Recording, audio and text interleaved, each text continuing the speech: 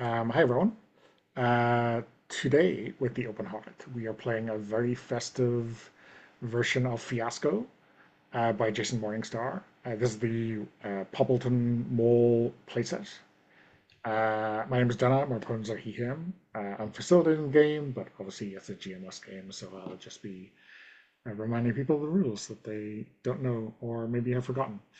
That may also include me because I haven't played this game in the best part of a decade. Um, let's see. The last Christmas movie I saw that was not Die Hard was It's a Wonderful Life, and that is about as far from Fiasco as I can think of, except maybe with a very generous role at the very end to make everything turn out all right.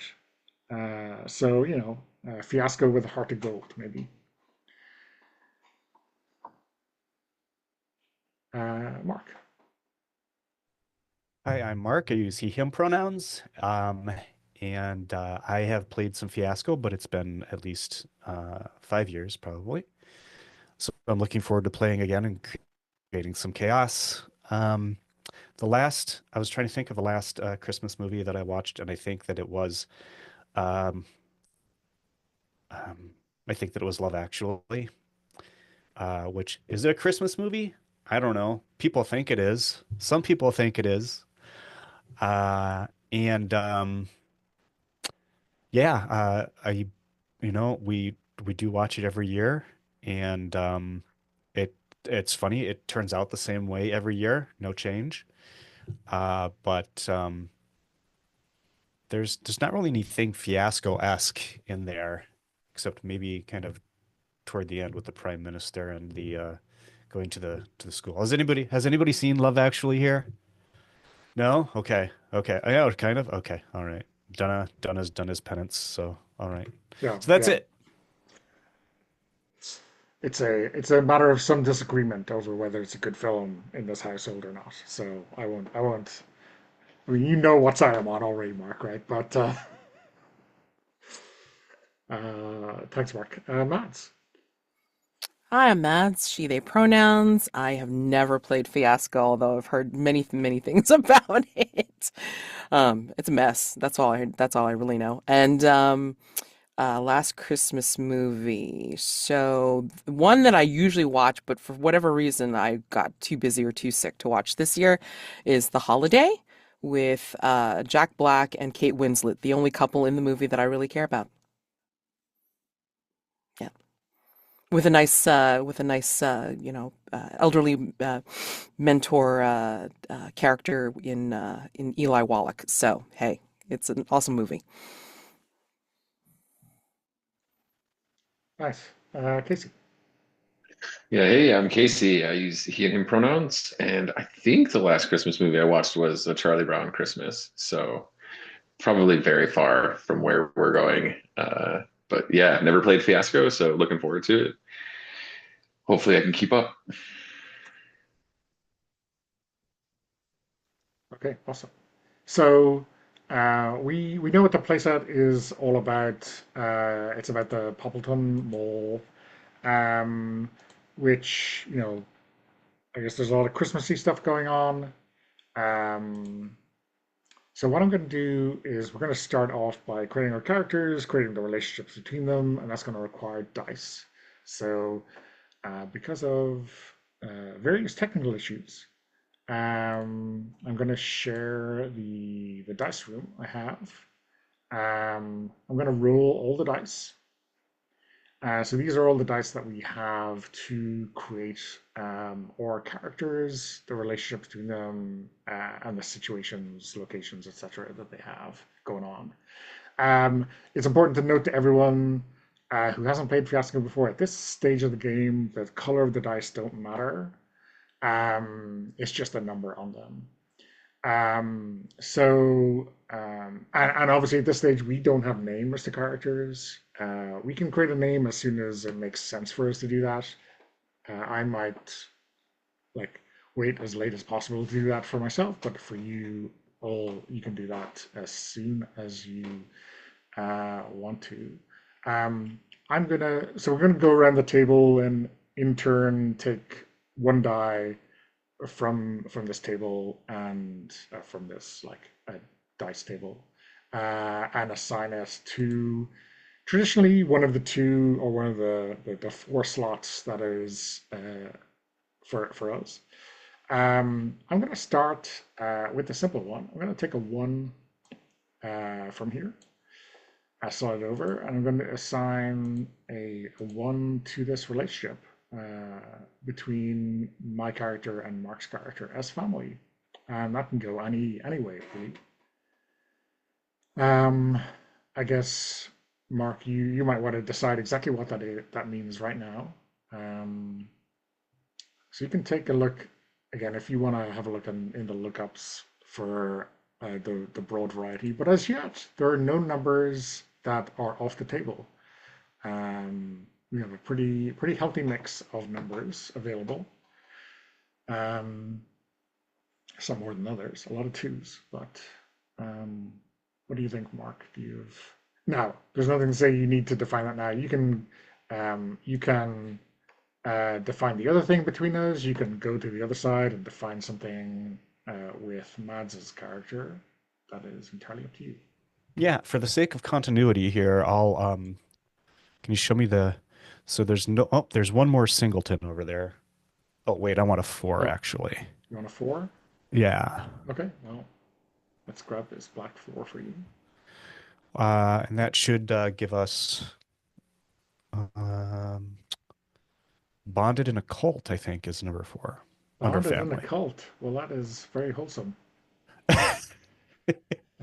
Well, I mean, there's Christianity, right? Uh-huh. Yeah, sure. But on my side, I'm thinking like I just watched The Endless in October for my, spookathon. So yeah, it could be anything. The like the Sandman, the Endless. No, like a Cthulhu cult caught in a time loop. Spoiler alert. Oh, well, hot damn. All right. Okay, So, but we can go with Christianity too. oh, we'll see. Yeah, we'll see. Okay. Awesome. Mads, how about you? What are you thinking? One of the sixes, please. Sixes. Okay. And this would be between me and Mark or me and Casey. Is that It can what it is? be anywhere you want. So it can be the relationship or the location slash object slash thing Okay. Between us, between you and yes. Casey or between you and Mark's character. Okay. So you Yeah, let's really, go clockwise. So let's see. Let's do an object between me and Mark. And okay, I cannot see these things for shit. Like okay. my eyesight's bad. I think cancel Christmas. What? Cancel Christmas. Okay, wow. What does that mean? Well, if we go down here for what was it? Objects, cancel Christmas. Yeah, there's, a pistol, reindeer horn, a flask of hydrofluoric acid, an autographed baseball bat, a stainless steel snowflake, or the swing arm of a paper cutter, what I would call a guillotine. But, all of these things are definitely the kind of murderous objects that you would expect to have cancel Christmas. I'm gonna say reindeer horn because it could be innocuous, but So, yeah, so you're gonna just pick the six for cancel Christmas, and then if it comes back around to you and you want to fill in the reindeer okay, horn, got it. you could Okay, do that. But then again, Mark might want it to be the I'll change Beretta it. Okay, because that's fine. That's fine. he's more of a traditional murder hobo kind of guy. Great, great. Okay. Thanks, Matt. So that was your six. Casey, what are you thinking?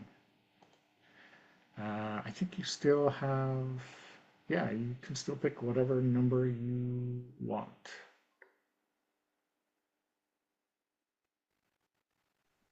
Yeah, so let's take a five for the relationship with you, Donna. Okay. So that crime, I mean, always pays, right? Yeah, Okay. So I'm gonna maybe look into a need in terms of crime because that's always good. And uh, we've got to get rid of some of these twos to get even with, right? That's a classic need, right?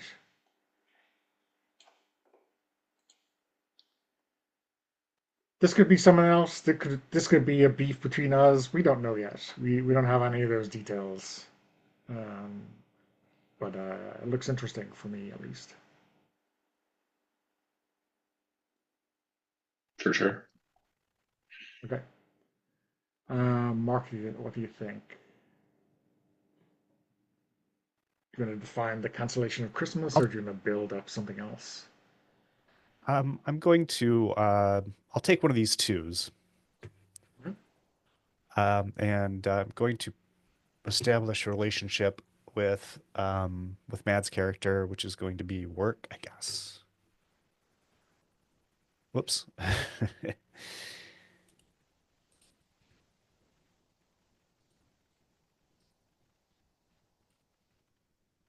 Yeah. So it is I done. mean, people have the work in these malls, right? That's what I hear. Make money. Or maybe it could be just bumping into your boss doing Christmas shopping. That sounds like a particularly hellish version of events. Who knows?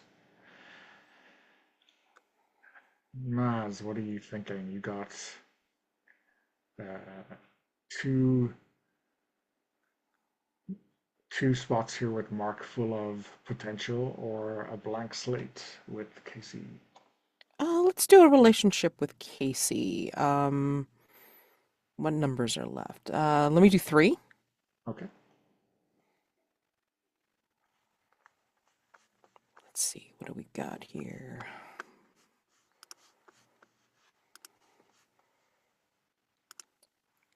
Three. Bad friends. Bad friends. God. Okay. It's certainly easier than good friends, right? I mean, I don't have to get you a good Christmas gift.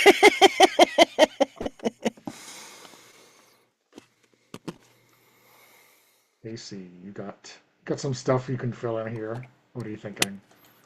Yeah. You still have every number to pick from. So that is Ooh. Ooh. Well, then let's define the relationship with a three with Mads. so. What flavor bad friends? Hero and chump. Oh no. What? Again, you might think it's too early to tell us exactly what this means, but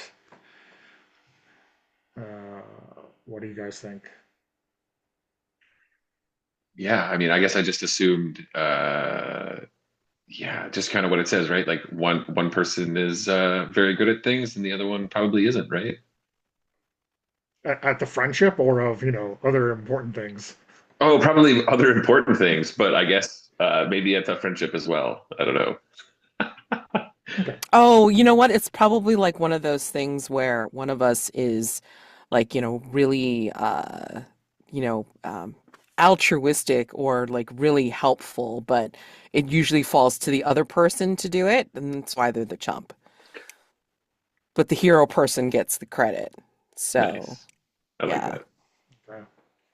I'm sad Just have to already. figure out which who's who. Yeah.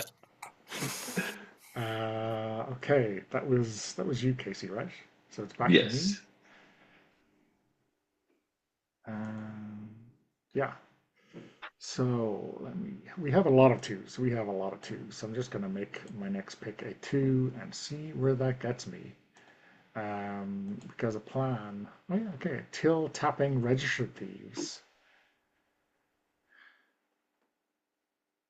Does till tapping means we just rob stores and take all the money in the till, or is that something a bit more sophisticated that I'm not aware of?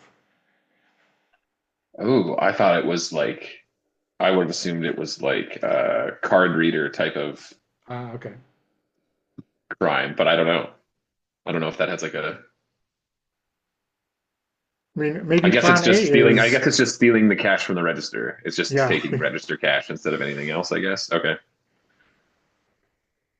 we can Oh, see it's that. just okay. So it's like someone runs distraction while the till is open and the other person just grabs handfuls of Okay, money, I okay. guess. Thank you, Google. Yep. Okay, that's very cool. Okay, so that was a two, and we just don't have any threes, but we still have some room for maneuver on these numbers. Mark, what are you thinking? I'm sorry, did you just go? Yeah, you did. Great. Yes, I did. I'm going Yeah. to take the six, Oh.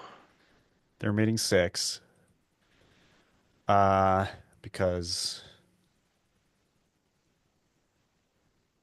So, Mark, before you pick anything in that drop down, you got to assign it an object, a location, or a need. yes, a need. Uh, That's what I meant if you to want do to here. check those out, you can look Oh, in right. the First, I tried to hit the lookups drop down. Thank you for the reminder. Needs.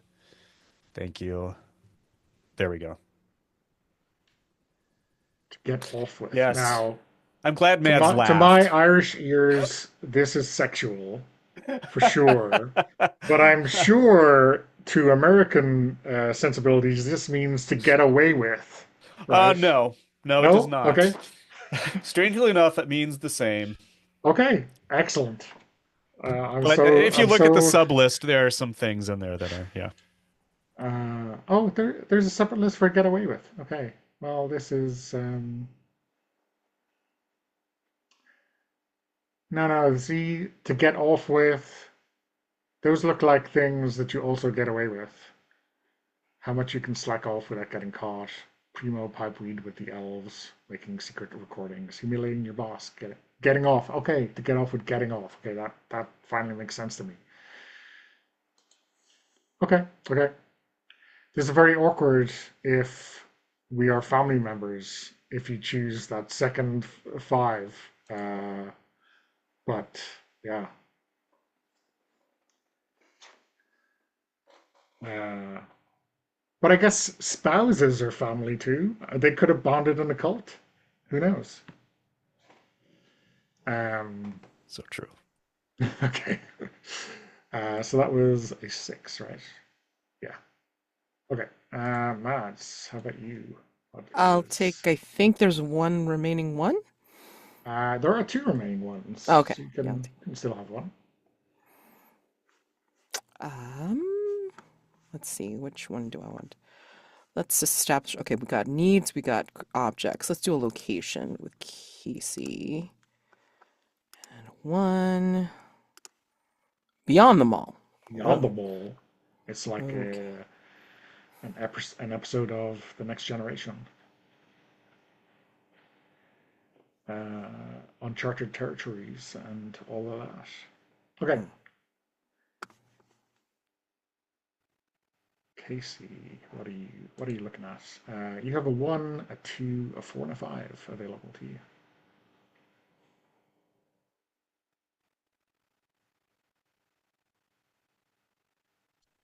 Yeah. Let's see.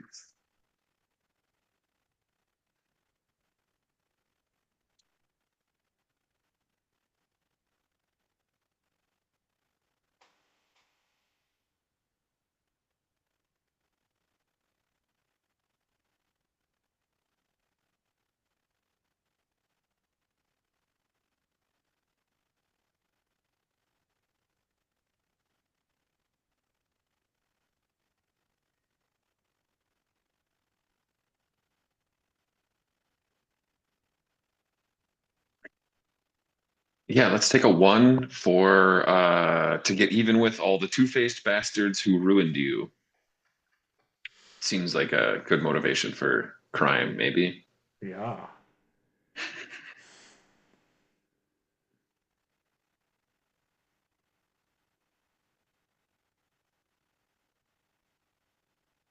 I hate those two-faced bastards. They ruined Of course us. you do. Yeah. After all we did for them. I mean, okay. Uh, okay, I guess I am on project avoid uh, the awkwardness at least. What did we say that was? To get off with. Um,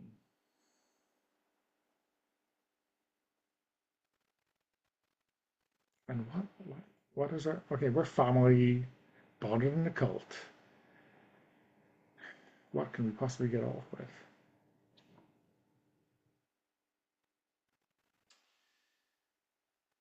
I mean, no, I can't take secret recordings because that is not a number we have. Um, humiliating your boss. I mean, that sounds good, right? Humiliating your boss. No, the other.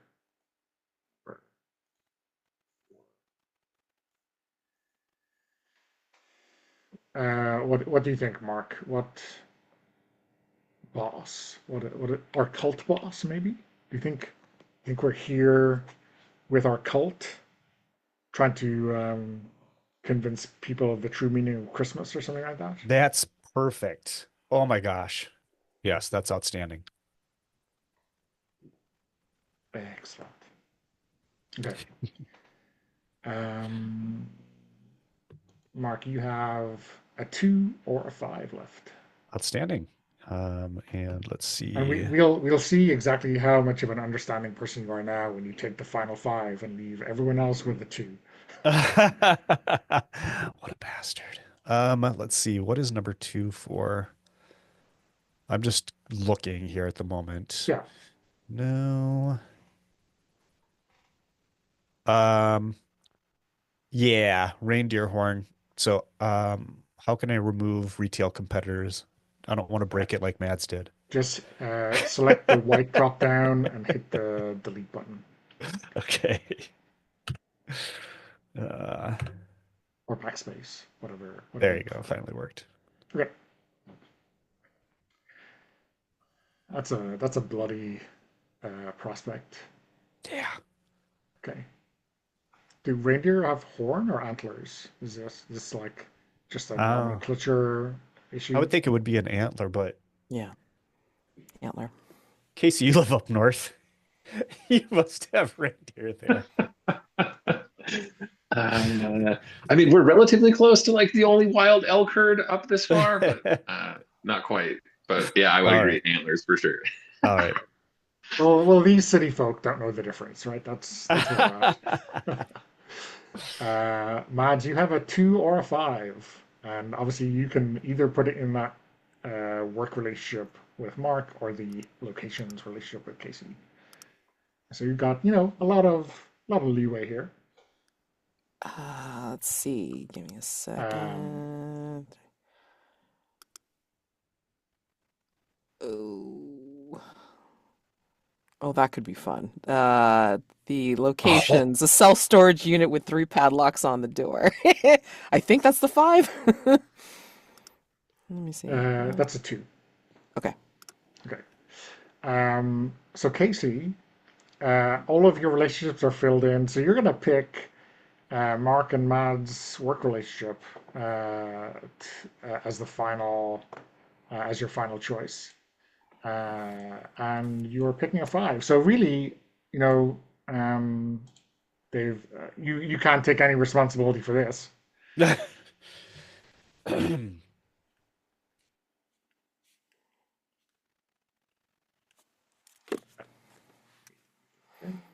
Employee and regular customer. Oh my God, that's so boring. But maybe that's exactly what the hero and chump need. They need a boring person.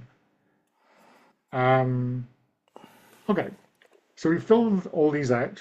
I guess we have an idea of what's going on based on wholesale conjecture and banter, but maybe we should decide, insofar as we need to, what this means. Uh, So I think Mark, you and I are kind of happy where, or at least I think we're happy where we ended up, where family members bonded in the cult, and we need to humiliate our boss and get away with it. The boss being Uh, the cult leader. the cult leader, exactly. Yes. Um, Depending on how you know, if I am in the crime one and you're in the work one with the other characters, then it would make sense that we're not here exactly on the same purposes. Right. The cult is just a happy uh, crossover on that Venn diagram, right?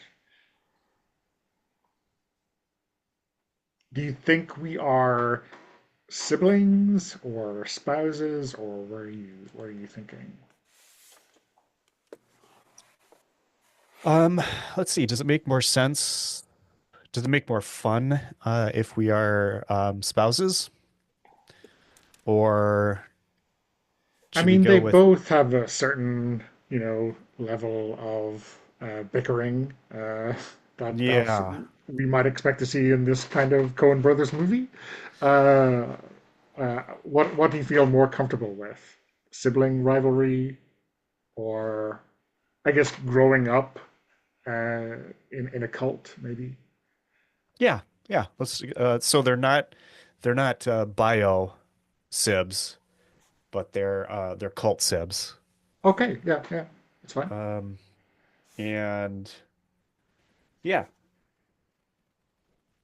maybe about the same age, kind of like came up during the same Yeah, so we cohort. like early 20s, mid 20s, have Yeah, been let's say released early into the world 20s. to spread the good word. We need that early 20s stupidity that, Yeah, yeah, is yeah. that exists out there. Old enough to know better, or so they told us. Nope.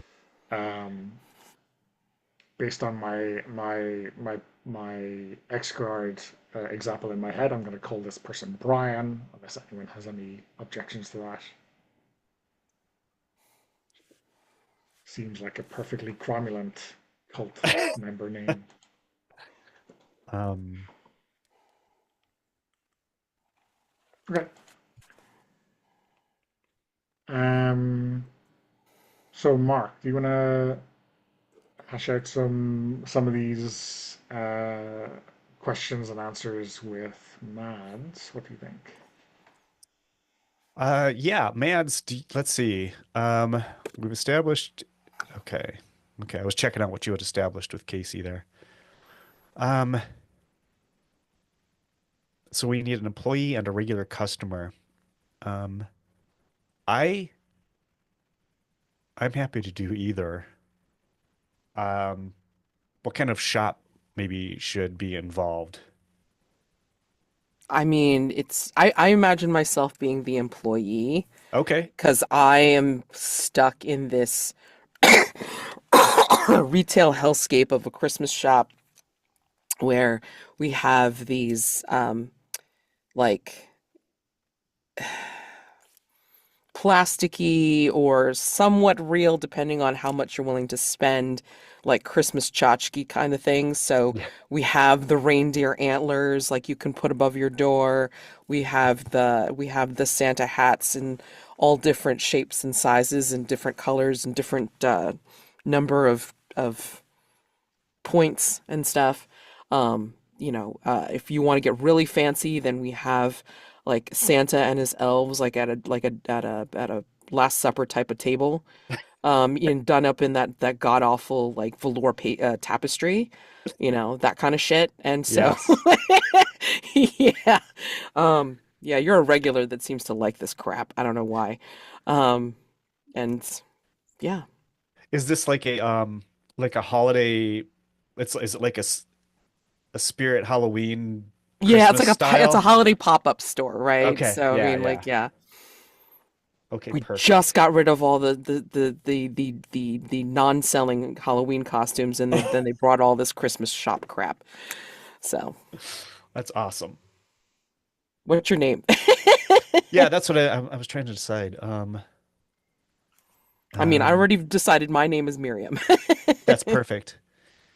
I'm gonna Be something really obnoxiously like ordinary.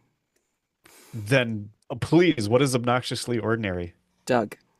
I was thinking I was thinking about a woman's name, but I'm happy to be a Doug, which I spontaneously almost always spell as dough when I'm typing it. But there we go. There's Doug. Okay. Doug and Brian. Oh my God. I'm so sorry for us. We're the worst. What's the story with this Yeah. reindeer horn? Is this like a uh, leftover, broken from your pop-up Well, Christmas store? so here's What? here's the thing. Like, what do you think is the most contentious thing that Doug would do as the regular customer to Miriam? I think that he's been trying, maybe he's trying to return this reindeer horn Yeah, there you go. because he meant to, so he went there, he was supposed to buy a reindeer horn for the cult, for the like the little display that we have at the mall. It Yeah. was supposed to show the true, like the pagan use of a reindeer horn um classically as a sacrificial implement. And so he had to procure this reindeer horn. He went to the holiday spirit and bought a reindeer horn, but it's obviously very it's it's like that those cheap hollow plastic reindeer Hmm. horns. He didn't really Exactly. realize it when he was buying it, but it's obviously not a real reindeer horn. You can't use it as a sacrificial implement. Oh, were you trying to? And I think this is going to be one of the things that she's going to get pissed off about. Wait, you were going to try and stab somebody with it? I mean, are you serious? Yes, I think he definitely let that slip at some point. Yes. That's You can't. plastic. What? Oh my God. Yeah. Well, That's- I got Miriam I down. think that needs to be on camera, right? That is a scene to behold. Of course. Of Okay, Yeah. course. awesome. Thanks. Mads, you and Casey. I think we already have a good idea of what this bad friend vibe is. I just want to know who is who, and maybe find out a little bit more about this self-storage unit. Oh boy. Okay, so Casey, do you want to be the hero or you want to be the chump? Um, yeah. You've already heard Miriam. You've already heard what Miriam sounds like. So I mean, I don't know if you have something in Yeah, concept. it feels like I should lean into the chump, I think. Miriam feels like she's got big plans. Yeah, I think like what is in that self-storage unit, I wonder. Hmm. Oh God. Ooh, Oh, is I it know, I know, I know. okay? Okay, so basically it's like because I have like the like not so great job. Like I've made you get this self-storage unit, but put it in my name. So this is why I put three padlocks on the door. So you don't know what's in it, but you're paying for it That works, yeah. because I'm a bitch.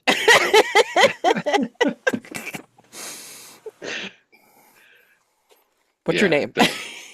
Oh, oh boy. We'll go with Todd. Okay. We'll stick with the plain white boy names.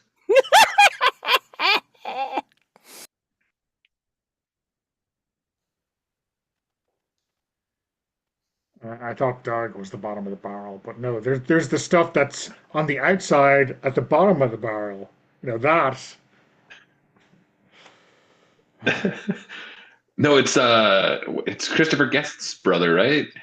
I can't remember his actual name. The guy in Christmas Vacation. Well, why is the carpet all wet, Todd?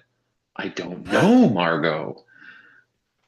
I don't remember that in Christmas Vacation. Oh my God. It's Randy Quaid? It's not. No, it's like the next door neighbor. It's like the Oh really my like God, rich, like yes. uptight. I Yeah, forgot about that. it's It's Julia Louis-Dreyfus and yeah, and then the guy is Christopher Guest's brother. I don't remember his actual oh I like did not know first that. name or whatever. But yeah. Yeah.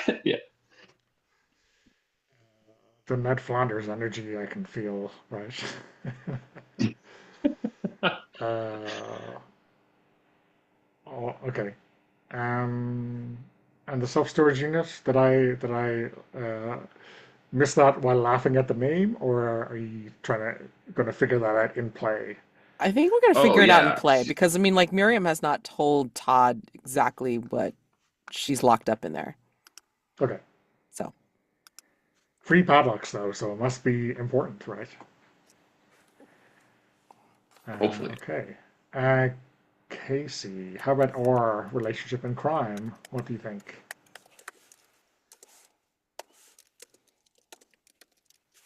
Yeah. I I want guess to how did know we? How? who is the distraction and who is the hands-on thief. Good question. Good question. Do you have a particular inkling for Brian? Um, I mean, who do you think is prettier, Brian or Todd? They should obviously be the Ooh, distraction. I yeah. think Todd's prettier because otherwise, well, like why would Miriam like That waste her is time? exactly the kind of I think I would expect out of Miriam, right? Absolutely, but I'm saying it's like it would be Todd. Todd would be prettier. Okay. All right, that works. Uh, Okay. Todd the distraction. You be like that. See where it gets you.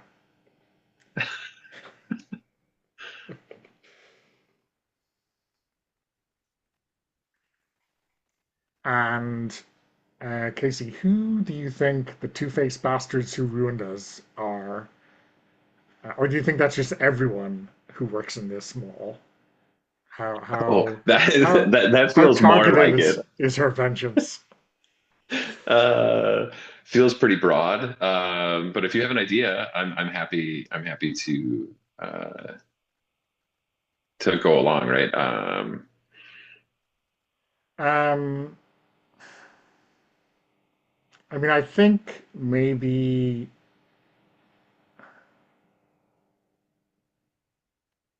I mean, I think either it makes sense if it's everyone or whoever manages the holiday spirit pop-up store. You know, Miriam's Uh, boss who maybe ruined something for us. oh yeah. Is it? Are they causing or like uh, fomenting opposition to the cult's presence in the mall? Like, is the spirit Christmas store manager like all about the commercial Christmas thing and like doesn't want you to be there and so is causing problems with the cult even? Yeah, I mean, I don't think anyone wants the cult to be here, but we paid our Oh, dues, okay. All so. right. Fair enough. um, yeah, maybe it's just the concerned citizens, Sure. the people who care about proprietary and propriety rather, and all that kind of Yeah, stuff. that makes sense. Damn the man. Two-faced bastards. Okay. Uh, I think we have completed the picture, the setup. Um, Now is a great time to take a break. Okay. So now that we've done our setup, I'm going to explain a little bit of how the game works. So the rest of the game rather, is in two acts. I hear that's popular in American culture, a two-act play. Um, in Act One, so in each of these acts, we get two scenes. So over the course of the game, we're going to get four proper scenes. Um, the kind of key rule that is common across both acts, there's a little twist in the middle, is that we either set the scene for our character or we resolve the scene for our character. So, and it's up to you which. So when it's your turn, so we're gonna again take turns around the table. So I'll go first. If I ask somebody else to set a scene for my character, then whoever has a good idea jumps in it. Whoever has a bad idea can jump on it even quicker, probably.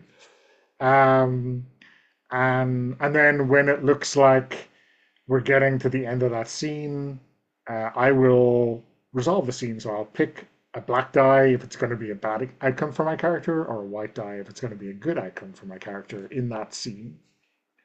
And then I will kind of narrate the end of that scene. Um, Generally speaking, certainly earlier on, it'll be easier for the whole table if you set your own scene, but that's not to say it is what you have to do.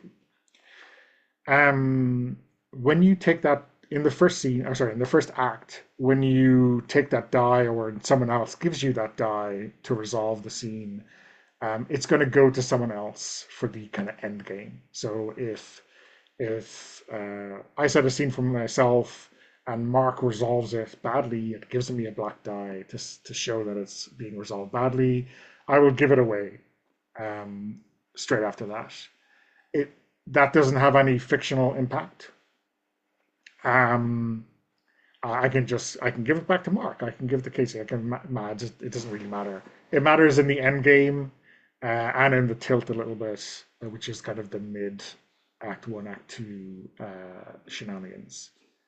Primarily, it matters in the end game. And does it really matter? It kind of does. If you want your character to have a happy-ish or a good ending, you probably want to have as many dice of the same color as you can together. But I don't really care. Sometimes it's nice to really go for broke on having the shittiest of shitty endings. But we'll get to that at the end. What else is important in Act One? Not really that much.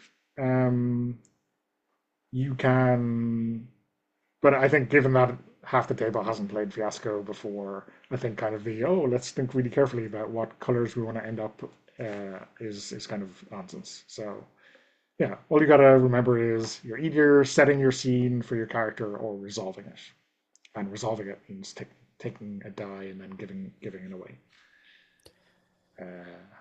Maybe choosing a die and then giving it away is a better way to put it. Okay. So the dice that are available to give away are.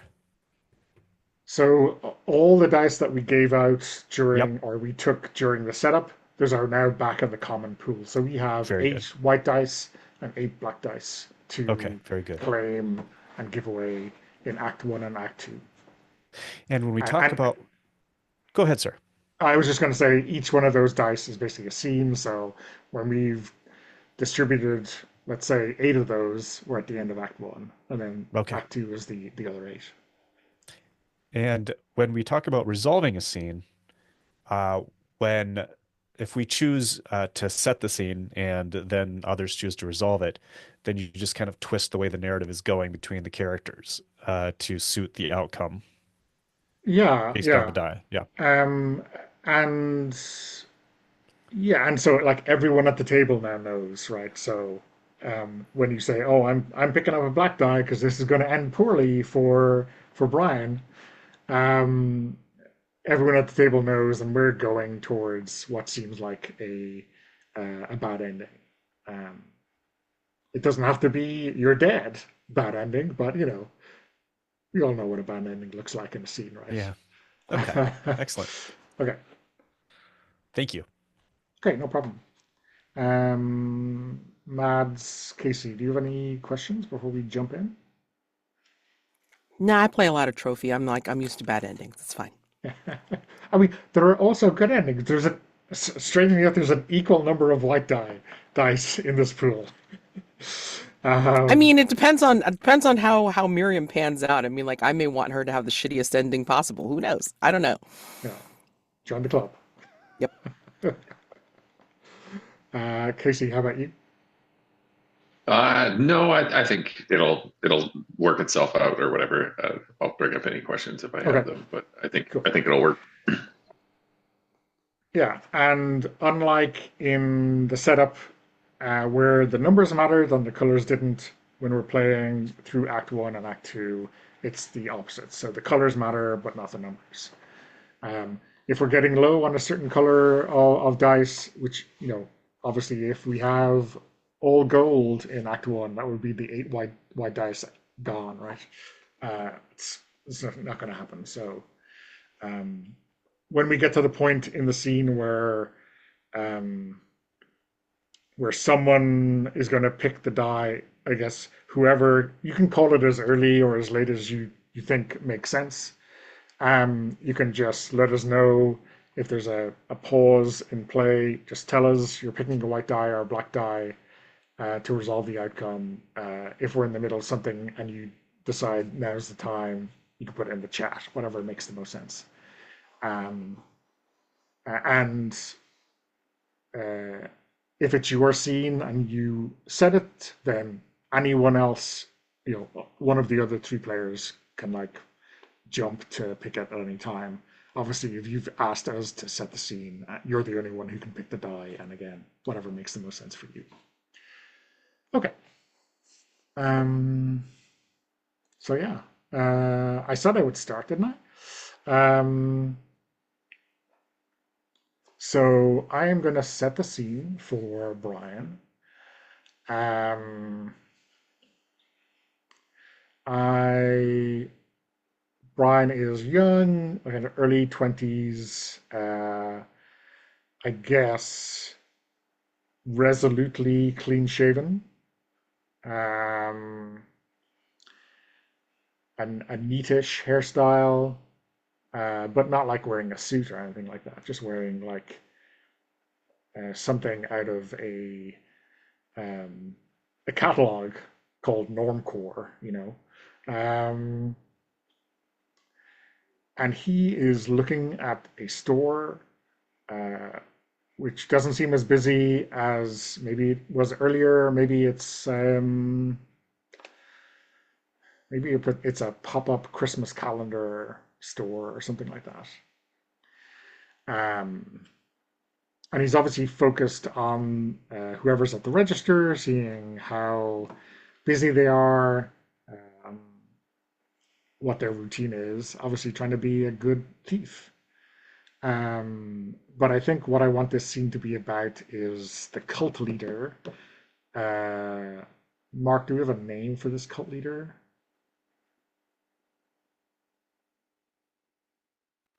Are you muted or are you thinking? It might as well be the same thing, buddy. Might as well be the same thing. Um, Drath. Is Wrath. that? Yeah. Is that weird? Is That that is weird weird. enough, or is That's. it too? I mean, it is too, but I think it's also perfect. Okay. Wrath. Yeah. I think I want the cult leader to be telling us what he needs us to be doing next. Maybe Doug is around, but maybe he's not speaking to Doug. Uh, Maybe I am getting the orders. I don't know. I don't know or care what the orders are going to be, but I want Drath's size 11 boot to be giving me a bit of aftertaste.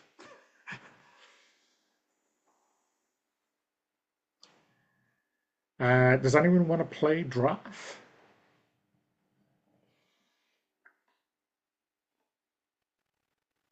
Casey, you want to hit it up? It looked like you were going for your mouse. Maybe not. No, but sure, sure, sure. Okay, cool. John, you have any idea what we're going for here, or just Um, so my idea is I want to see the overbearing cult leader. I want to see Brian maybe getting annoyed and like maybe deciding to go through that with that plan that Doug and he had discussed in secret years gone by or whatever. But also I think you need to send like point us at a target for someone who needs to be brought in to the cult or I don't know, taught the ways and means.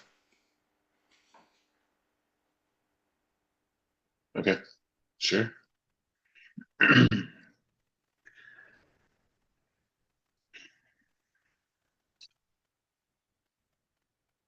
Brian, what are you doing in here? I told you to go down to the what are we calling it? Holiday, Spirit Holiday? Spirit Holiday. The holiday spirit? Yeah, yeah, holiday spirit. Yeah, that makes way more sense. Well, I mean, it makes sense to people on the outside. Lord Droth.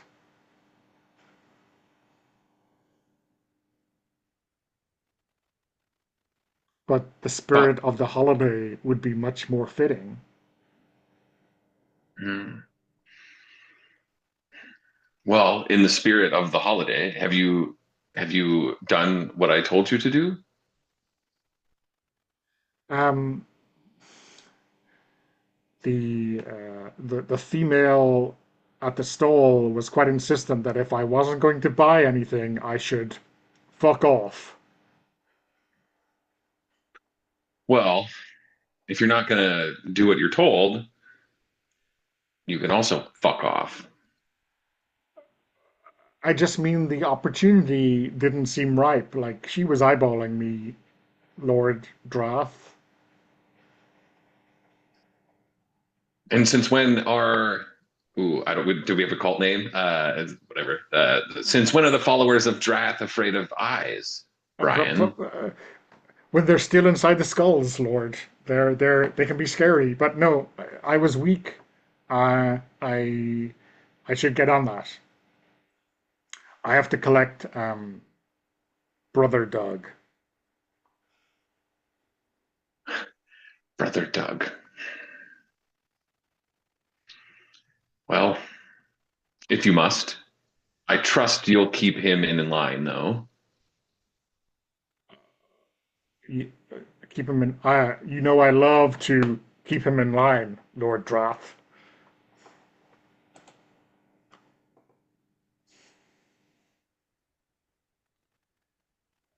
Is there anything else? Any special attention you want me to give this retail teller?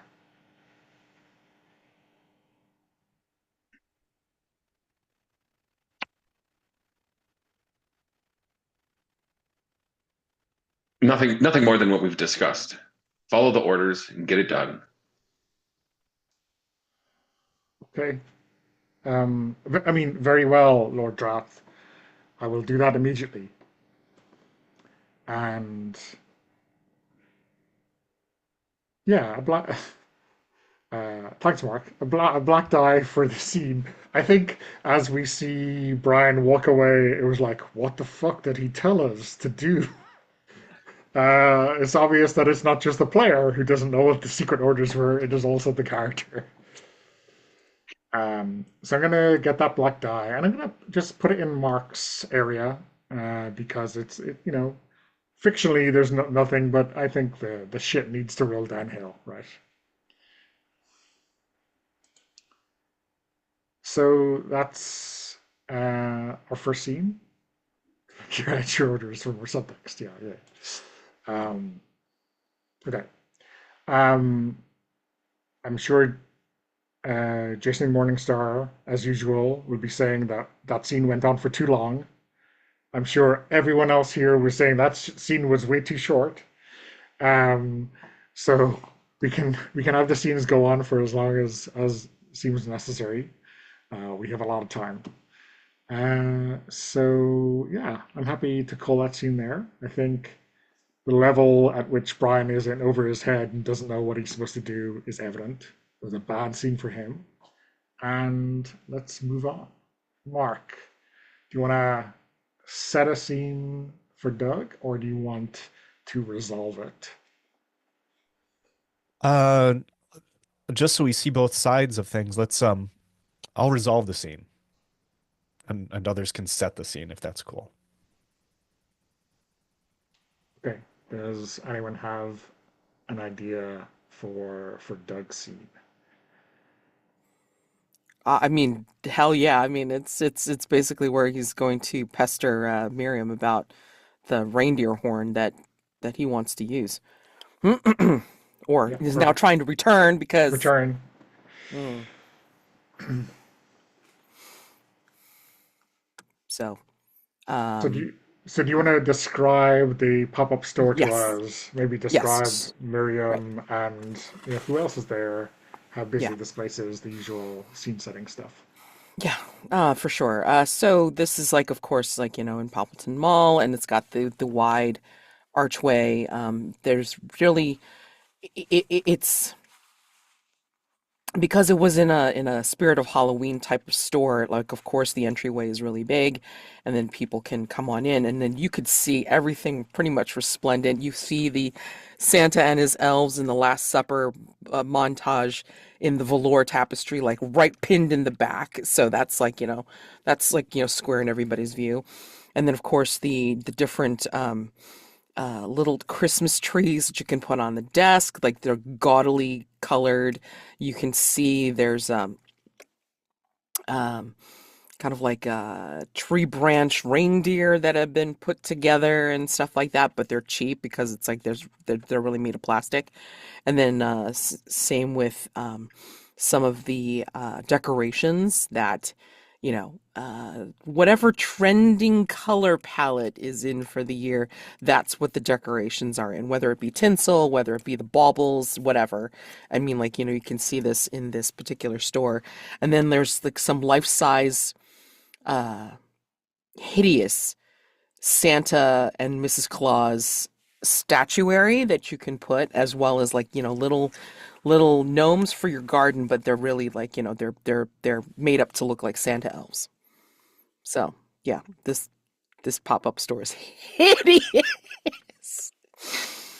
Yeah, and Miriam's there. She's kind of medium height, long brown hair, like tossed over one shoulder. She's got the perpetual look of don't get near me, bitch. And she's wearing like the candy cane striped apron, and underneath she's got like uh, the regulation polo, which is probably like this hideous green, but then she's wearing like shorts with um, tights underneath, and the shorts are probably too short for the season. But she's wearing them anyway because she's got the tights on, and she's got like combat boots that she's wearing underneath it. So, got to be comfortable. And she's putting away some displays behind the counter while you know people are browsing in the store. That's awesome.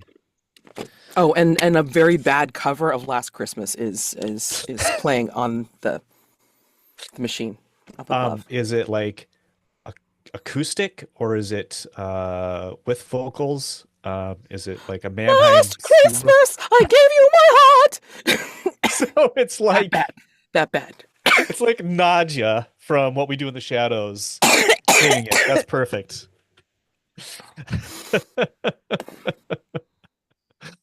Awesome.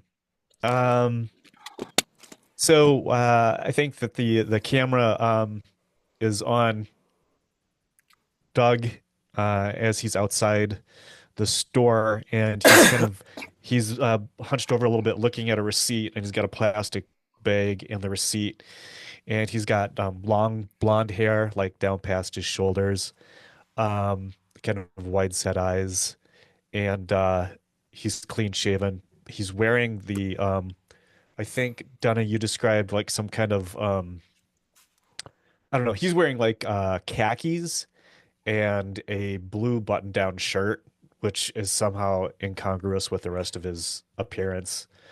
And he's got a neck tattoo. You can't quite make out what the tattoo is yet. Um, Maybe something funny will happen, or we'll think of something funny for it to be. It's tentacles, isn't it? His tentacles reaching up.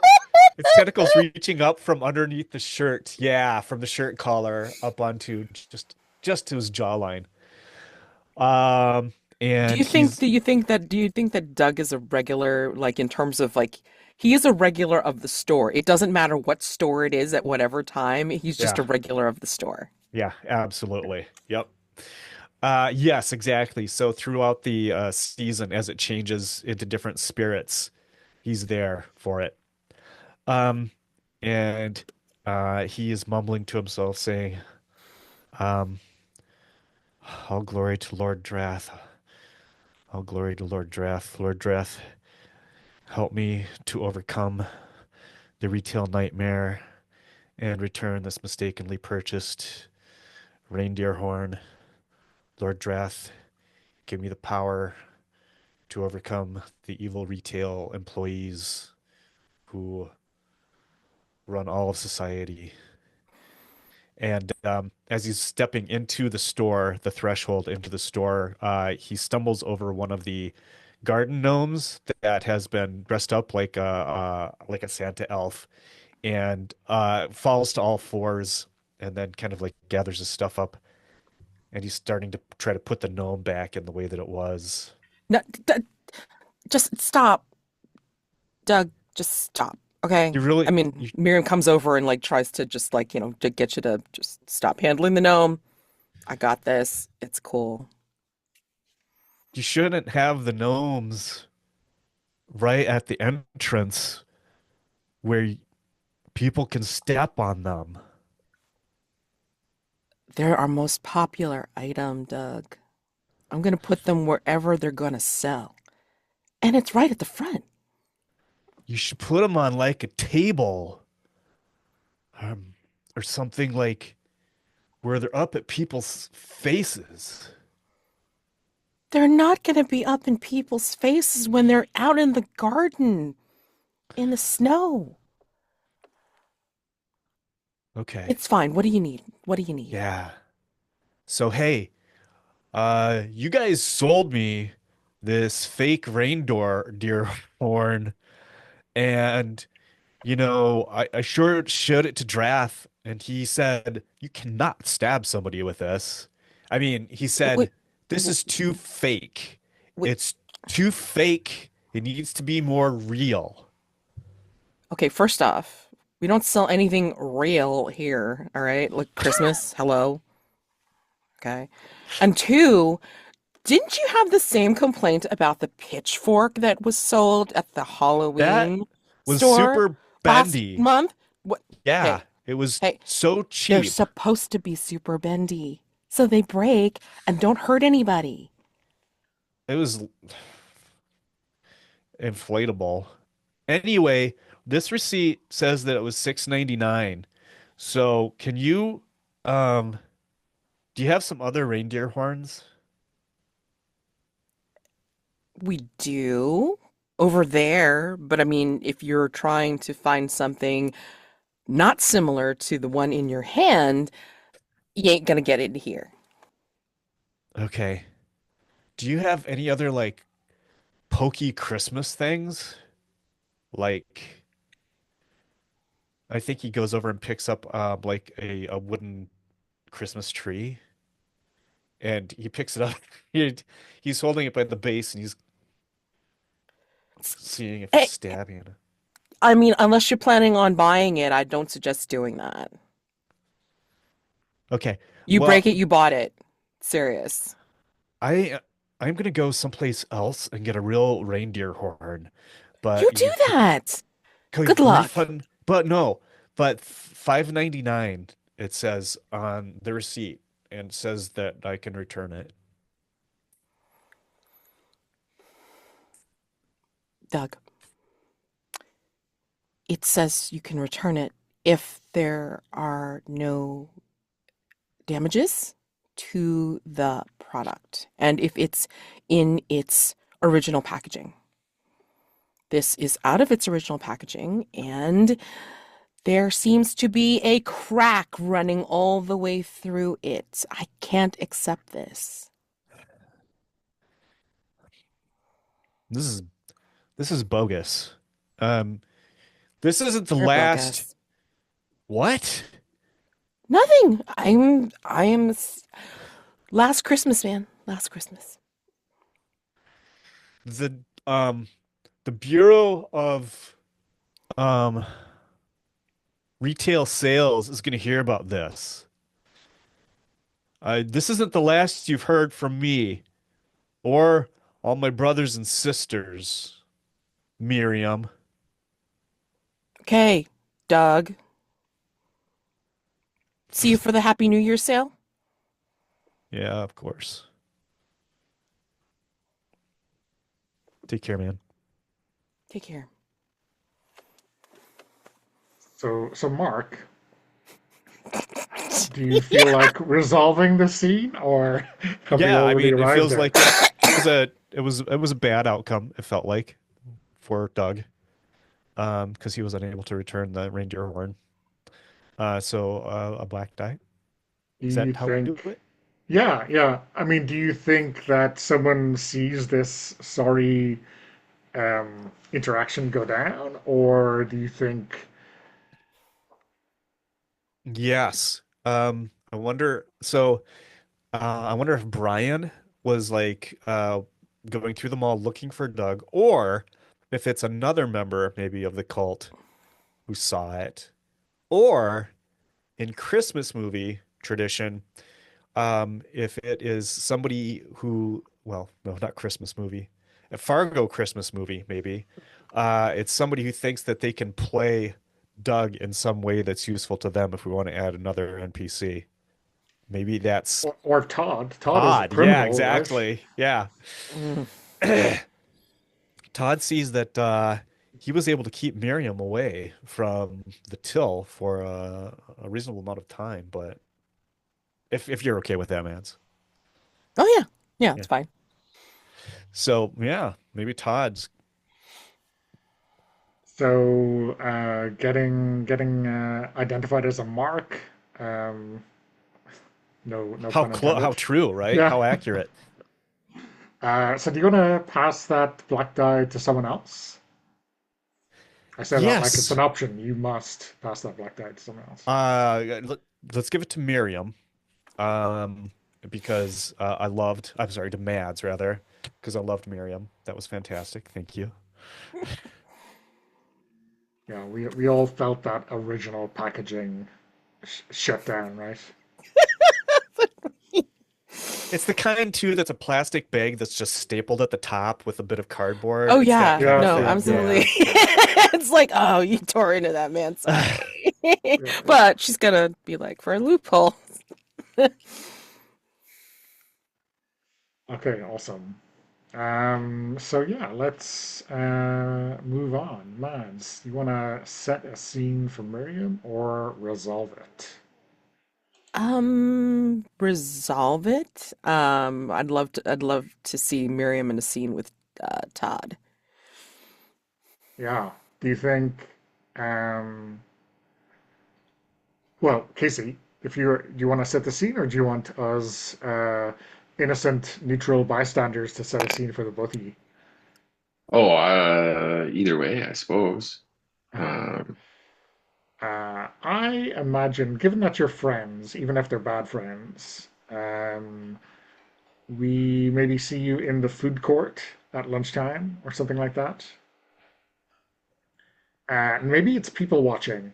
Maybe that's what you do. Or maybe some person, people commentates on the people watching, and the other person just nods along because they don't have an opinion. I wonder who that is. Uh, um, what do you think?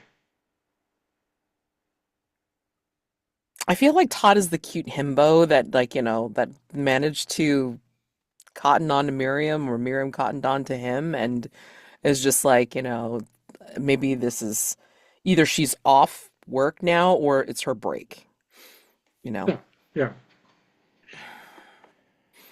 Um, yeah, I think we'd established that Todd was prettier, right? Or at least that Miriam Mhm. thought he was prettier. So Yes. that's good enough for me. Is this a terrible food court with terrible food, or is this halfway decent? What do you think?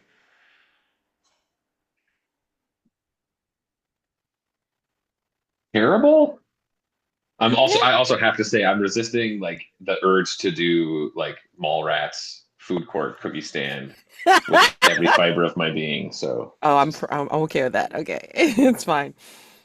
It's gonna be terrible. I think the only thing that's good is like this is the smoothie kiosk. Like there's a special smoothie kiosk that just like has actual fresh fruit and like, all the fixings and everything, but it's the only good thing that's in the mall. And of course, Miriam has to get a smoothie from this smoothie joint.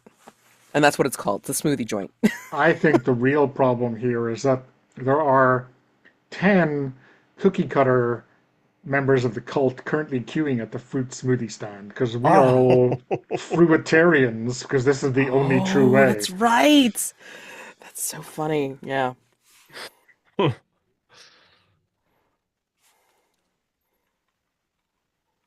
At the smoothie joint. Aw, Todd, look.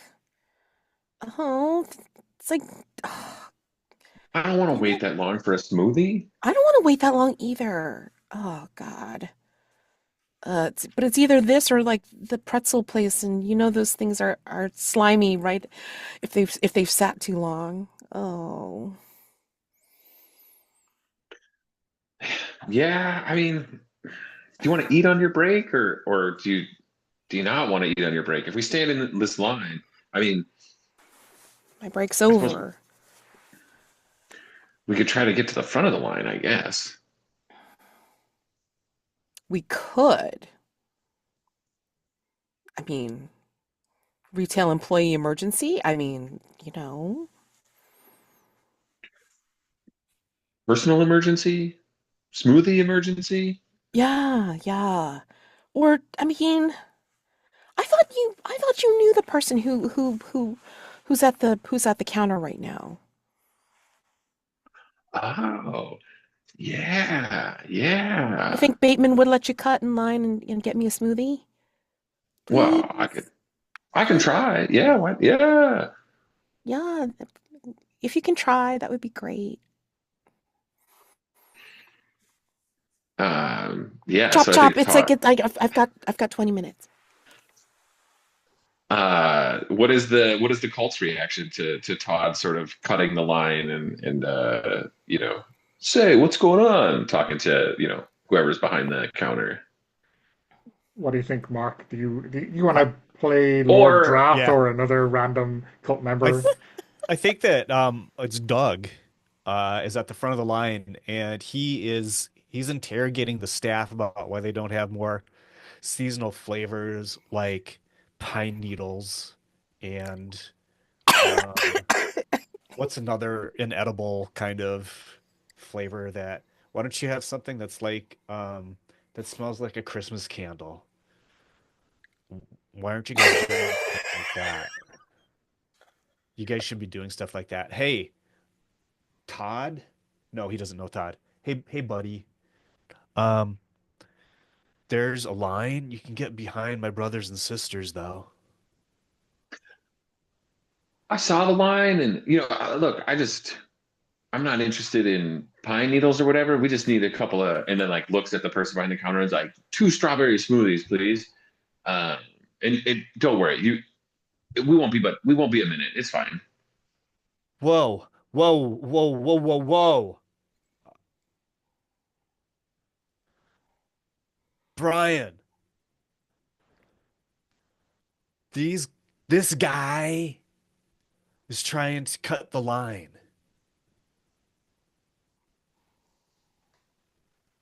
Uh, Todd, You know this guy? I know everyone. Doug. And Doug kind of like slouches a little bit because I think he's a little bit Sorry, Todd. afraid of Brian. If the Brotherhood don't get their fruit, they'll be very angry, and they will take it out on all these foolish mortals. And I think the sweep of that finger stops on Miriam. Indeed, Ooh. indeed, we will. So sorry, buddy. I would, but there's like eight other assholes here who totally wouldn't.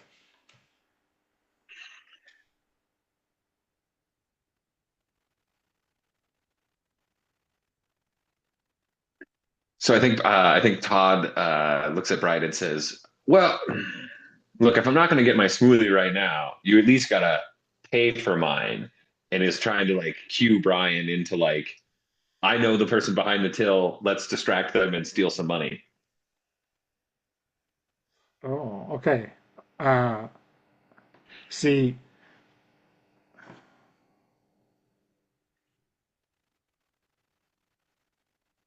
okay, okay. But like you're friends with this person?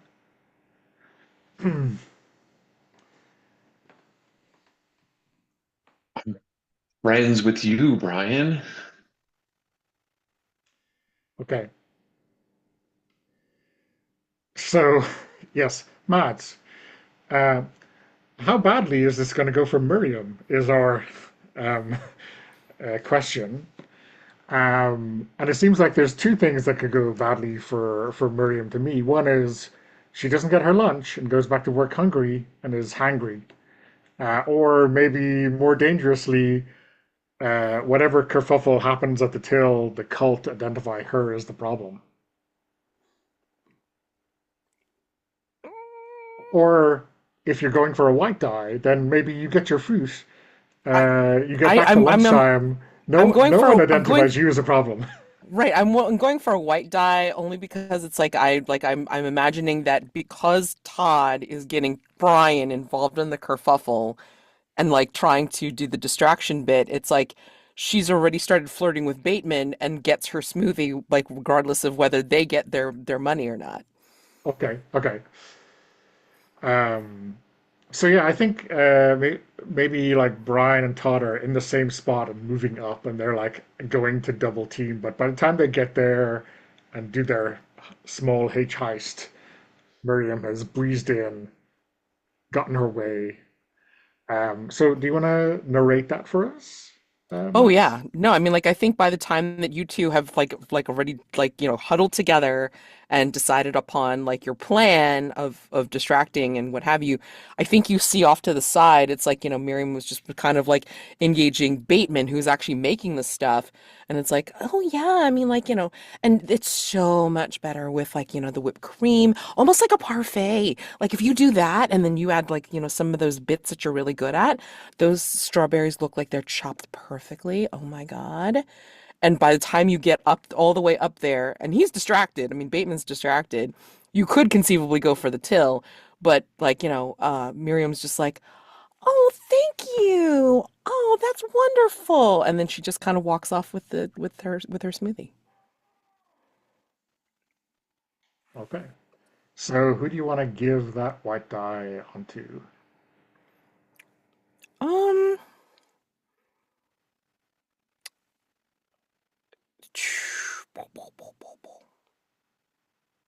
I want to give it to, oh, let's give it to Todd because he's such a doll for wanting to do it in the first place, you know. So if you, I don't know, is that a thing where it's like if I give Todd the white die, then there's the good possibility that they can get away with their crime. I mean, No, there's no real kind of in-scene fictional okay, outcome for that. That's just a bit of okay, extra. okay. Though it's tempting to uh, read a little bit into it. Okay, so I guess that's the scene, unless you want to add Jason, any other Jason detail. Bateman. That's the answer to the question. Just wanted to make sure. Oh no, no, no. We're like totally Jason Bateman. Okay, so Casey, on to you for your scene. You want to frame it up or have us do that for you? Yeah, I was thinking about it. Um, do you think Todd and Brian have fallen under enough suspicion to like have to talk to the like head mall cop? Oh, okay. Um, yeah, do you think it's like the uh, do you think it's yeah, I guess we could. Or like Either or if we're gonna put someone in the role of the mall cop, we could always do the thing where like the separate interrogation thing, right? So like Brian's walking out as Todd goes in, so then Todd can have that scene separately instead of having everyone together or whatever, whatever you want to, whatever makes sense, I guess. yeah, I mean which do you prefer? Do you want to have a Todd getting grilled Um,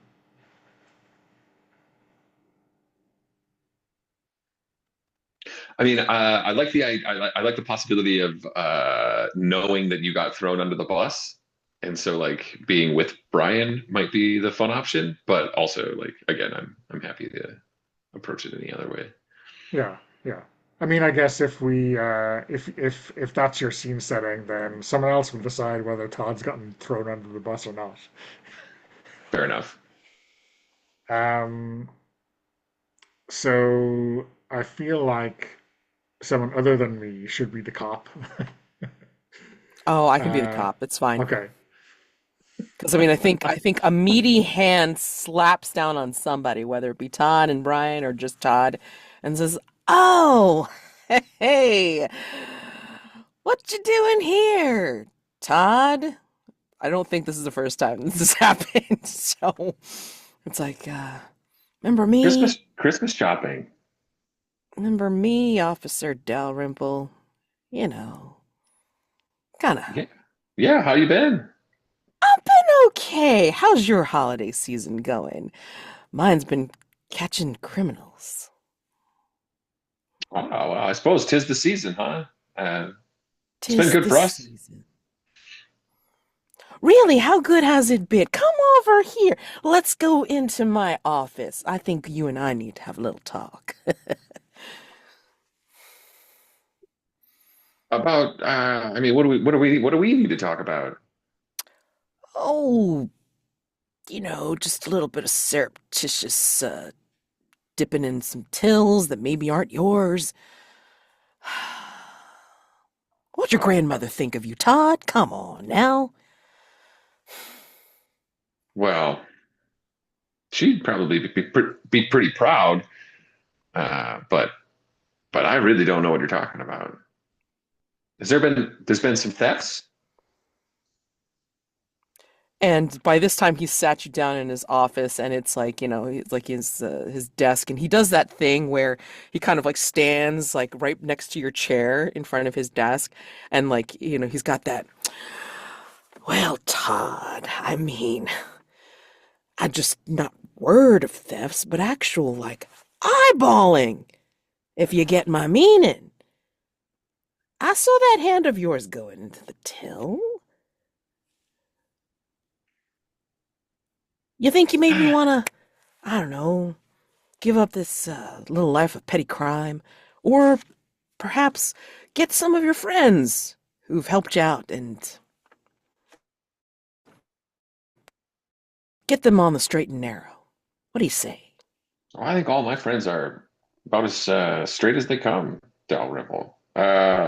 Like if you saw me do something though, I think this would be a lot different than it is. And if you don't have any actual evidence, uh, Let's go to the videotape. And then, like, he flicks on like a tiny monitor, but it's like really tough to see because it's like cheap ass mall, bad food. And so, like, we can see like the little display on the little TV, and it's like it looks like you, could not be you, who knows? But anyway, like we can see somebody's dipping in the till behind Bateman, but it could be you, could be not. I think this says everything it needs to say. If I take this to, the outside authorities, I'm sure they're going to be highly interested in, like, some of your clandestine activity. What do you say?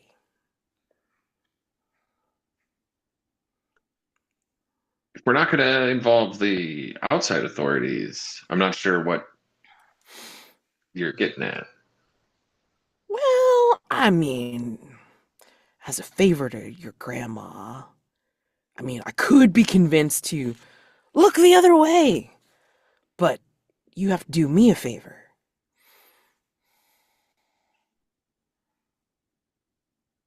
Well, what do you have in mind?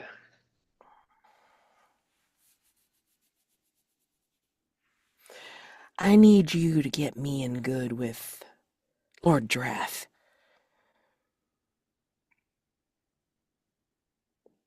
Tell him I'm looking out for, you know, all of his followers You get my meaning? I don't think Todd does, but he says yes. It's fine. That's fine. I think you be high up there with that tattoo of yours. I mean, it's like kind of like a secret signal, right? Well, that's Doug. Oh, sorry. Nope, Uh, that's cool. But I suppose you could mention Brian, right? Like yeah. Hmm. your friend in the cult or whatever. Yeah. I mean, you've got friends in the cult, like, higher up, having the ear of Lord Drath and such. Get me an in, right? Yeah, I think we could make some handshakes happen. We can make a handshake happen right here. Put it here. That CCTV goes away.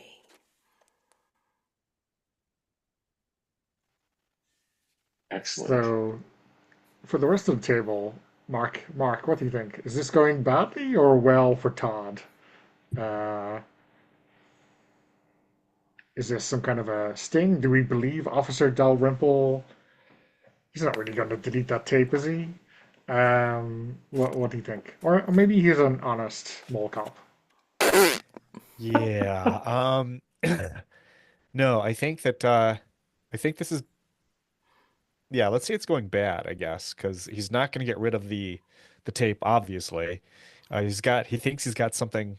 Dalrymple thinks they have something over him, and now he has to somehow to satisfy Dalrymple worm his way into the followers of Drath, I Lord tell you Drath. that initiation ceremony is nothing to laugh at.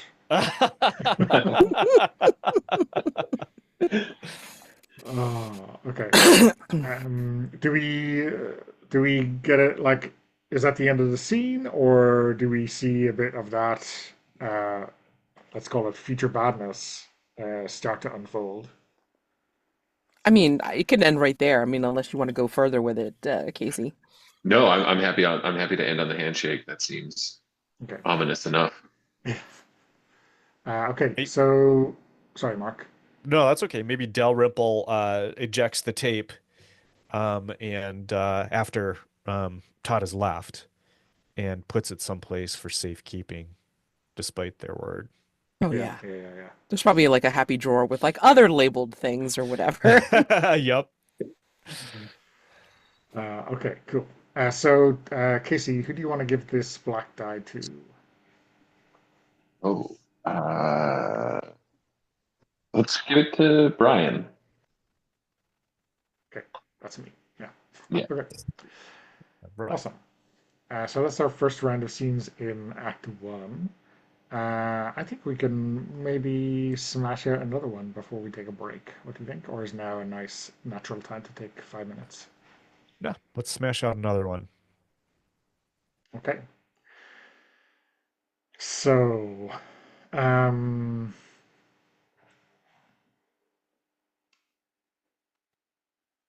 so I definitely need to humiliate my boss. So maybe I'm approaching Todd to do that.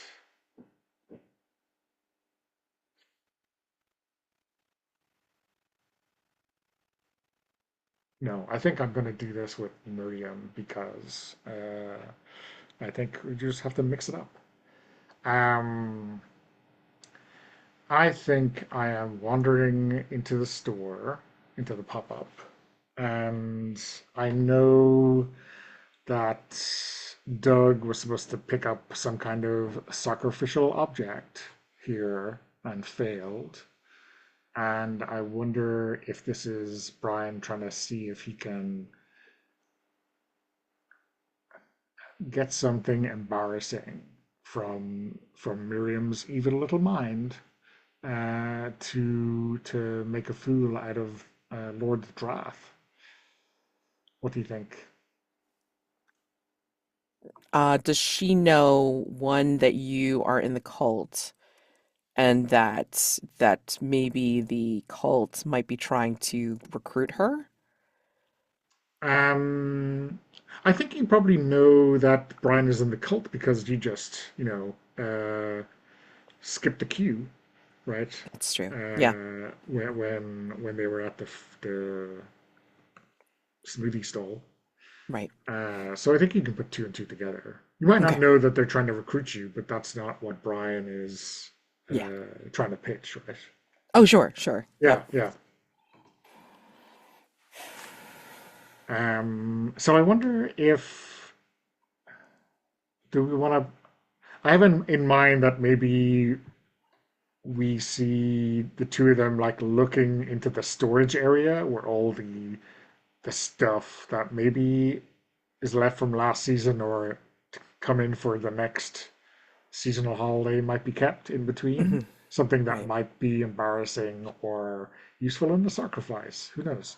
Um, Oh, I mean, Miriam's already come up with a really great idea. okay. Um, but how is Brian pitching it, basically? Oh, I think he's pitching it as something that you remember that doofus Doug who came in looking for a replacement. Ah, Doug, Um, Doug. yeah, Yeah, yeah. but I'm looking for something to embarrass both him and our boss because bosses are the worst, right? Oh, absolutely. Oh my God. And I have a really awesome idea. How about you come into the back and I'll show you some of the new stock for the next store that's going to be popping up soon. I think you'll find something delectably, deliciously embarrassing. And when she takes you to the back, I mean, like, mind you, she's like watching for her other coworker or whatever to kind of watch over the store. But when she brings you to the back, like they have like some stock, early stock in for the next store, which is like the Happy New Year celebration, you know, store. It's called. But anyway, um, she shows you a box and it has like the New Year baby outfit. It's got like the top hat and what essentially looks like a sash and a big diaper. But she says, you know, if you put it in the right way, this baby New Year outfit could be styled as a toga. So they think that they're getting something very, I don't know, classic Grecian, like really ritualistic, if that's what they're looking for. That's the vibe. But honestly, they're wearing a baby diaper. Hmm. Do you think I can bullshit someone that much, Miriam? I mean, you bullshitted to get to the front of the line. I mean, Well, that was you. oh, yeah, that was me. Well, I mean, if you want me to try and sell it to your boss, I could. But you'd have Well, to pitch him to get in here to take a look at it. It's it's the early bird special. It's the secret sale before anybody else gets in on it. So, trending. well, yeah. I'll pitch you uh, as an insider, and I'll give them a hint of this spectacular Ritualistic O- garb. OG ritualistic garb, right? Mm-hmm. I mean, the Greeks knew what they were doing, right? Or Damn the straight. Romans, or whoever. Yeah, one of those. It's fine. One of those. It's New Year's. Who cares? It's like, celebrating the new year. Okay. New Year in Well, style. sounds good to me. And if anything, I mean, like, they're getting two in one, right? It's like, real ritualistic garb that you can shit in. I mean, it's all fine. It's all good. That is at the top of everyone's list, right? Yeah, yeah. Double duty. Or duty. Double duty. Duty! I like what you did there. I'll leave you get back to your business, and then I will see you later. See you later. Okay. Mark Casey, what do you think on whether this is turning out badly or terribly or Non-functional good? diaper. Yes. Yes. I think that it turned out pretty well for you. I think that you're getting what you wanted, which is an opportunity to humiliate Lord Drath, Yeah, face the wrath of Drath. the Wrath of Drath. You put a lot of the thinking into that Yeah, name it when you did. came I up with wrote it. that down Okay. about 2 hours ago. Okay, the Wrath of I've just been Drath. saving it until I could say wrath of Drath. Okay, and I'll give this back to you, Mads, for Okay. being a charming retail assistant. Um, For you, I'm charming. For other yeah, people, yeah. maybe not so much. It's mostly for the Call of Duty joke, Duty. which yeah. You said duty. Ah, Uh, okay. that was white dye. Uh, yeah. Let's take our break. Okay, we're back to our Merry Christmas time fuck ups. Um, Mark, Speaking it's of on, fuck ups, on to you. Mark,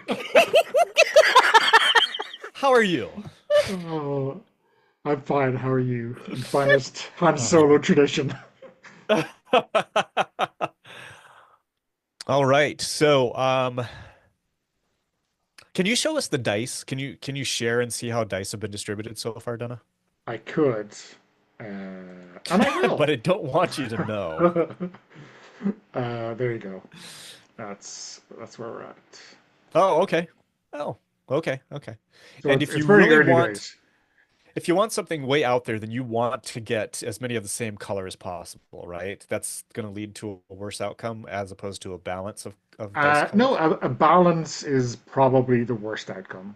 Oh, okay, okay, Because if you perfect. end up with like a zero or like anything in kind of low single digits Okay. on a different color, it'll be pretty bad. All right, all right. So, I mean, the zeros read like 66 on the Rollmaster crit table. You know, they are pretty hideous.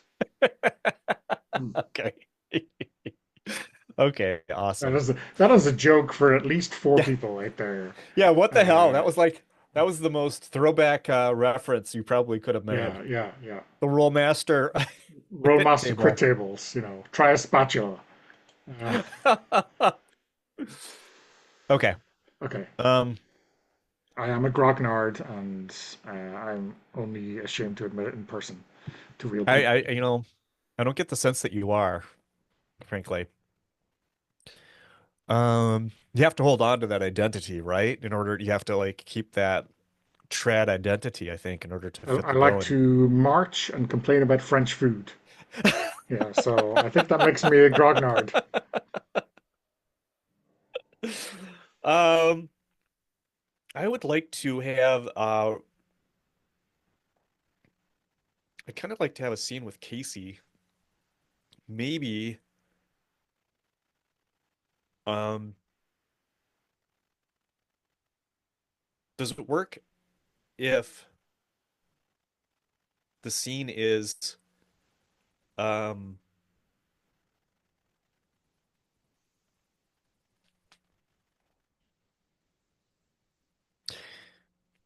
maybe Doug is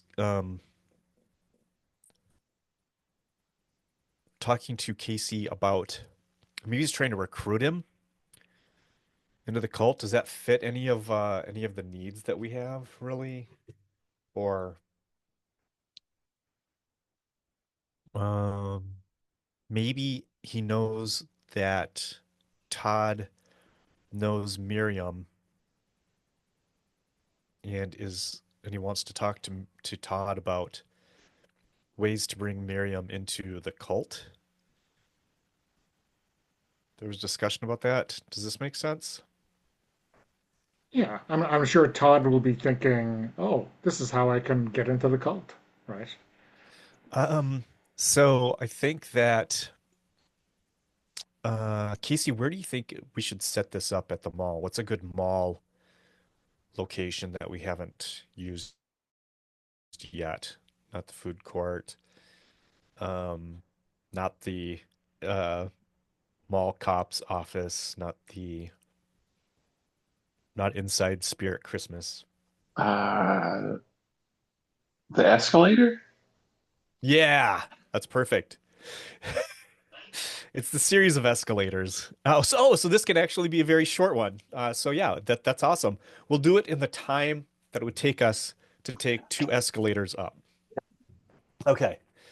And then you guys can decide on the outcome.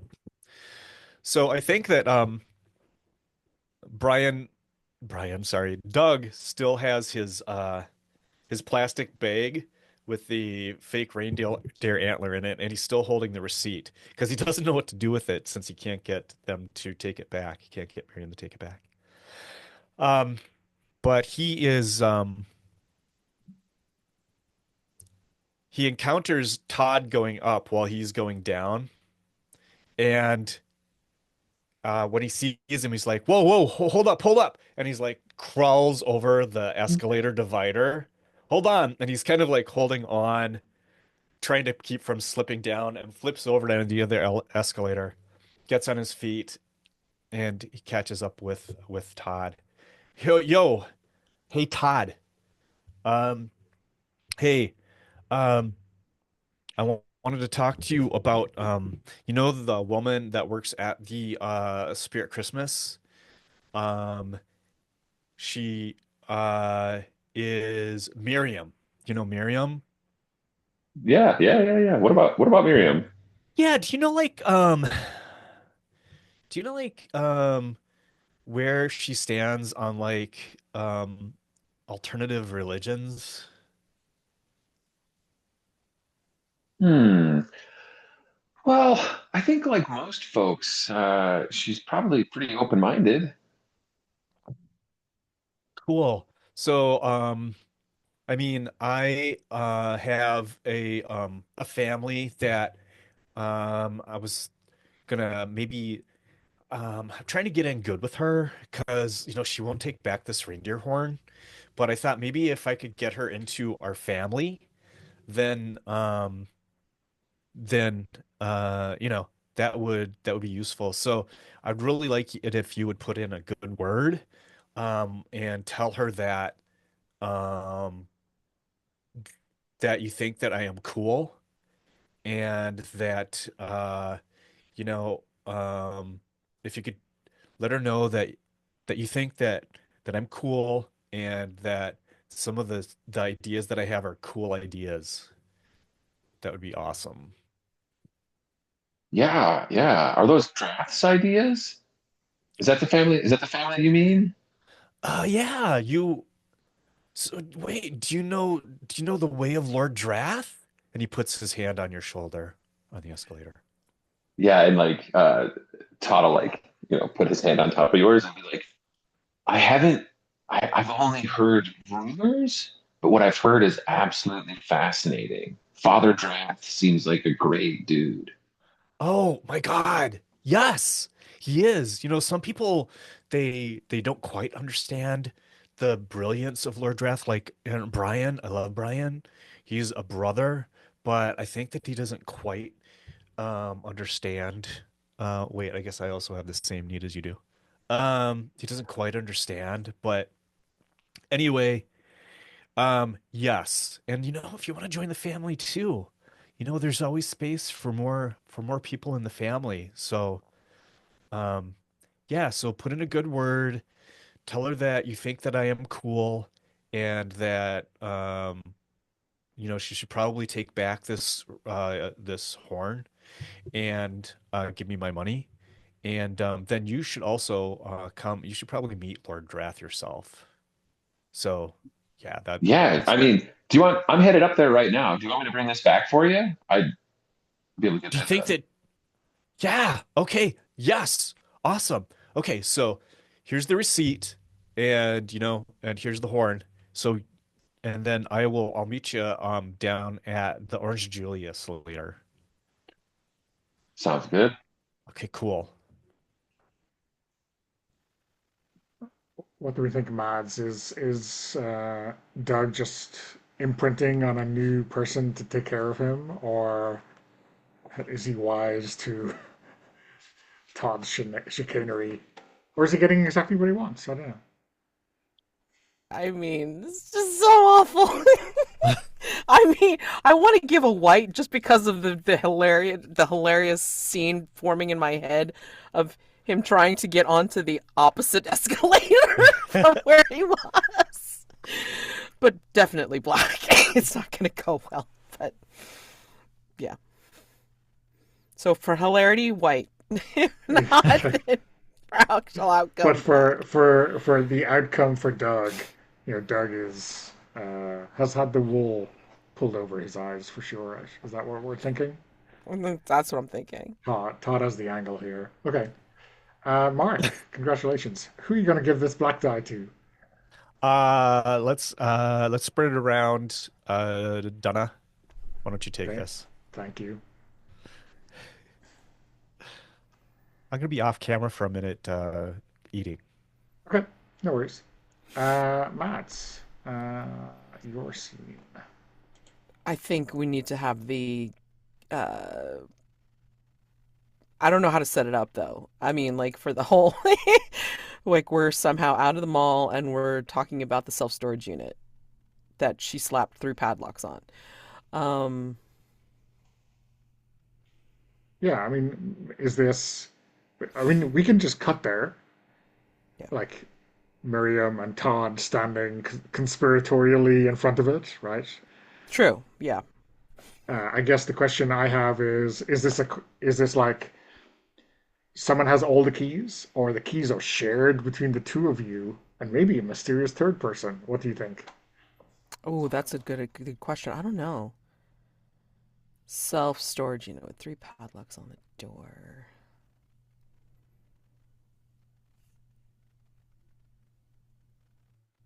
Oh, do you think this is like something where like, we went in on something with somebody else, and so we each have a key to one of the padlocks. Sure, yeah. And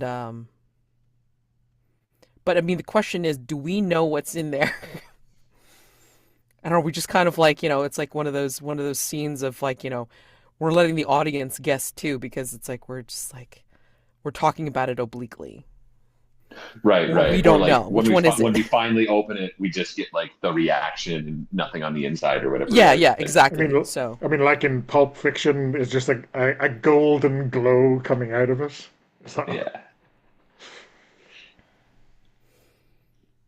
I mean, so yeah, I mean, like, is this like more about how you get the third key, or is this like what you do now that you have got the third key? What's the where's the drama in this scene? yeah, I'm not sure yet. Casey, give me ideas. Because it could go any which way, to be honest. Yeah. Especially if there's somebody else outside of just the two of us, you know? Right. I've got an Uh, idea. yeah. Okay. Um, when Todd was in Mole Cop Dalrymple's office, there was a drawer of goodies, whatever it was, where he put the tape afterwards. Do you think there's any way that Todd might have, you know, seen him open that during the interview and seen a key in that?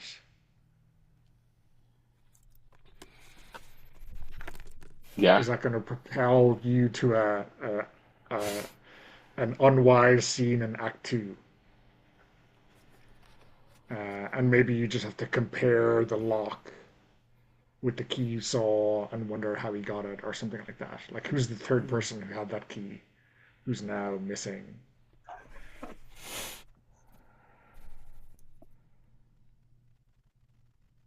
Yeah, or does Miriam know who has the third key and I don't? And that's what the tension is? Like, well, why is this guy here now? Or whatever. Oh, And then it's about, Bateman's got the other key. okay. Yeah.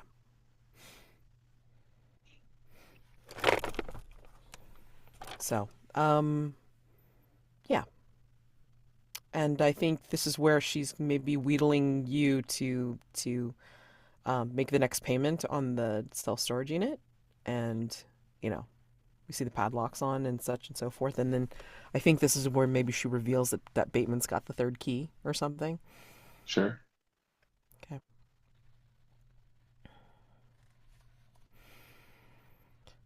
So, yeah. So maybe she is, um, you know, she's asked you to. Well, actually, no. She's driven both of you to the self storage unit, and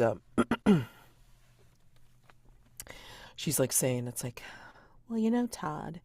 I mean, this is really important. I mean, we just have to make sure that we keep the payments up and that we are responsible for the thing in the unit. I made sure to keep it secure. So there's three padlocks on it. You have your key, and I have my key. And then she kind of mutters under her breath. It's like, I'm Bateman's got the third. Wait, you don't have the third key? No.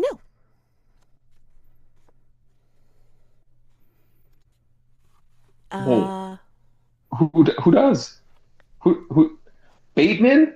The yeah. the smoothie shop guy? Yeah. Bateman's got the third key. Well,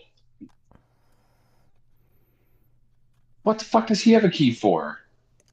He I don't know that worked. guy at all. I mean, he was really nice, and he gave me some smoothies, and he wanted in, and I said, sure. He just had to safeguard the third key. That's all.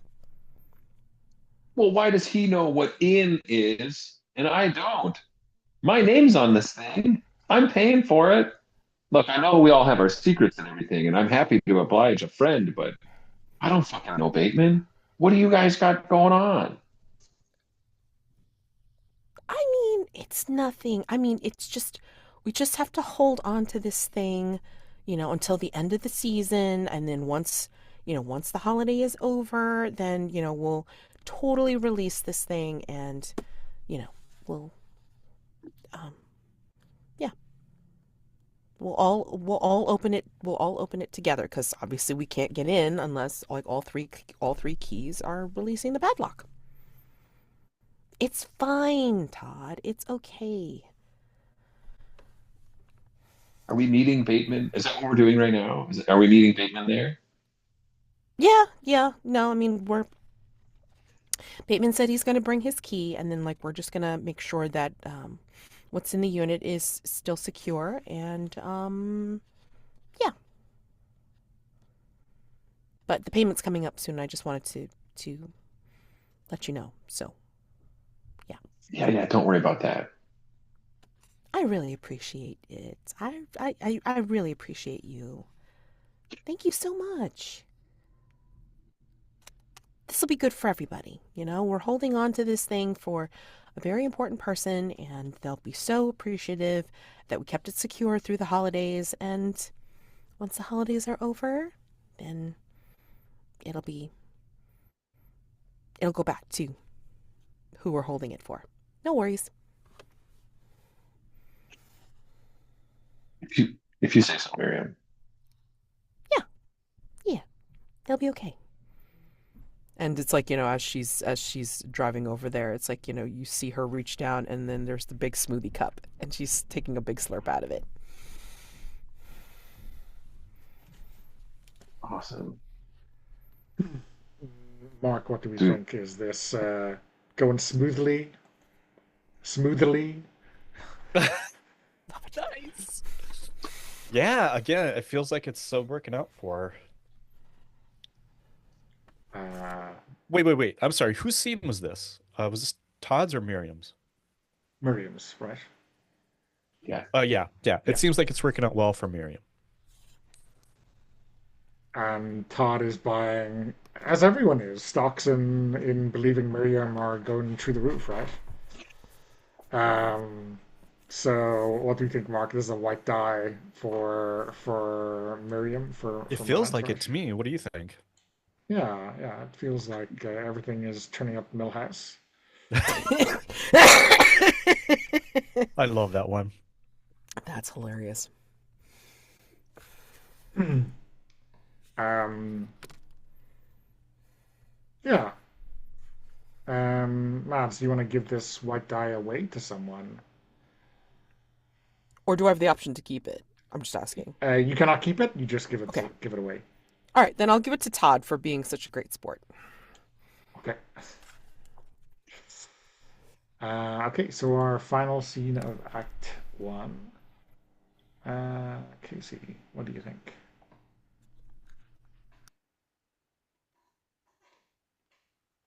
Yeah. Is it if anyone has a great scene pitch, I'm happy to hear it. Otherwise, it feels like talking to Drath, maybe, or maybe even. Mm,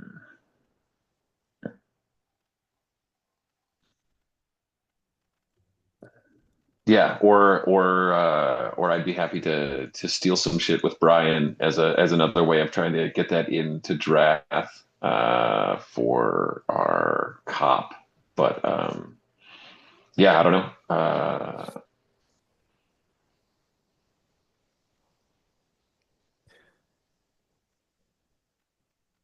Do you want to have Um, no, go ahead, Mark. No, I was just going to say, do you want to have Brian or Doug introducing you to Drath? Um, or Brian and Todd working a register theft at Versace's pizzeria or whatever it was according to the the description of Poppleton Mall. Or a third thing,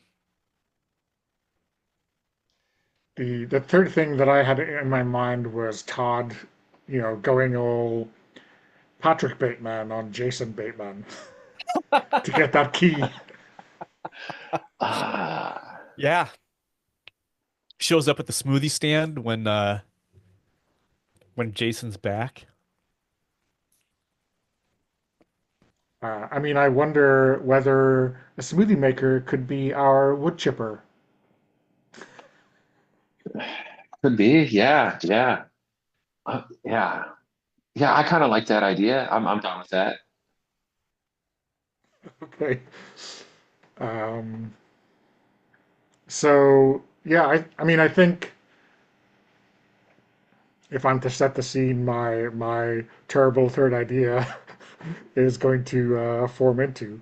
Um, it's like maybe most of the mall is closing down, right? There's cleaners out, some store like I think Bateman pulled a short straw and is cleaning up everything. And when you look over the counter, he's I don't know, neck deep in the smoothie maker uh, carcasses of oranges on the floor in front of him, and he is, I don't know, taking, a toilet brush, obviously not, but that kind of thing to clean the blades inside of all the gunge.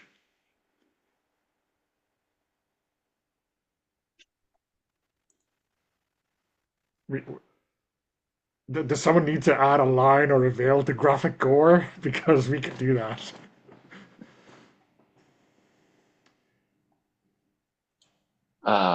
No, I think it's that thing of like thumping the machine, right? To like startle Bateman or get his attention and like uh at the same time as being like, Bateman, nice Does to see anyone ya.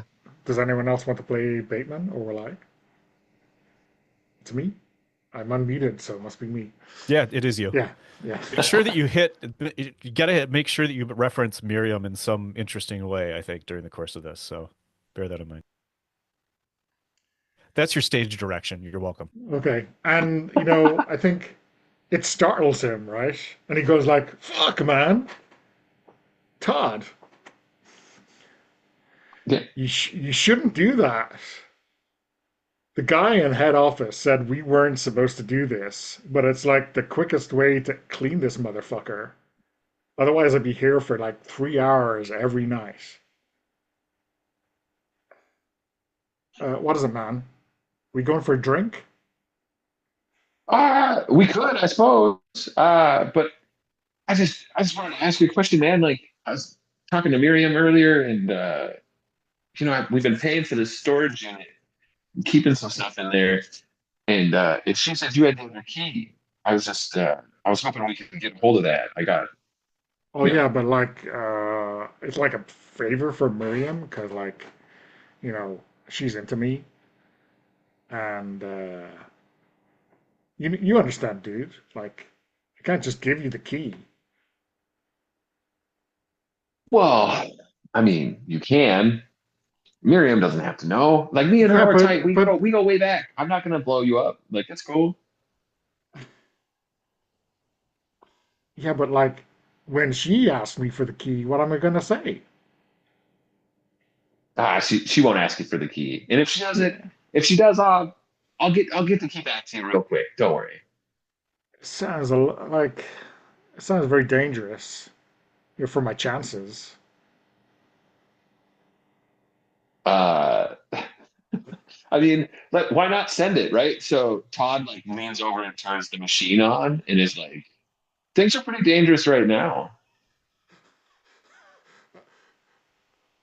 And I think he starts to struggle, but it's like he hasn't carefully unwound his arm, and it's like now kind of stuck in there because he's panicking. Hey, dude, like, okay, I get you the key. I get you the key.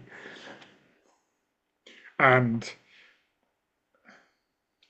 it's awkward, right? Because he's trying to reach into the key pocket, the little tiny pocket in his jeans on the other side. Um, and it's man, just give me a minute to get out of this, and I'll get you that key. Like, uh, he's And I taking a think, long time.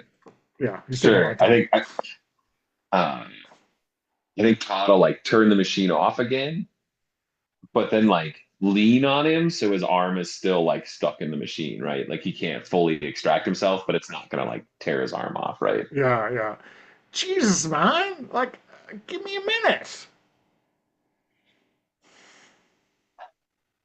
And like just starts looking at his watch. And it's definitely orange juice, right?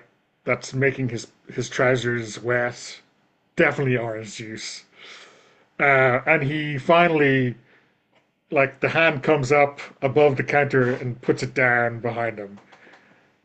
That's it. Jesus, Y- man. Like, I'm not sure I'm up for a beer tonight now. I'm traumatized.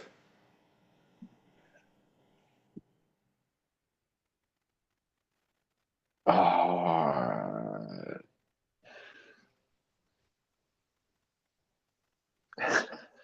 I think Todd is going to lean over and knock open the register, take all the money out of the register, throw a 20 at Bateman, and be like, your first round's on me then, and take off. Okay.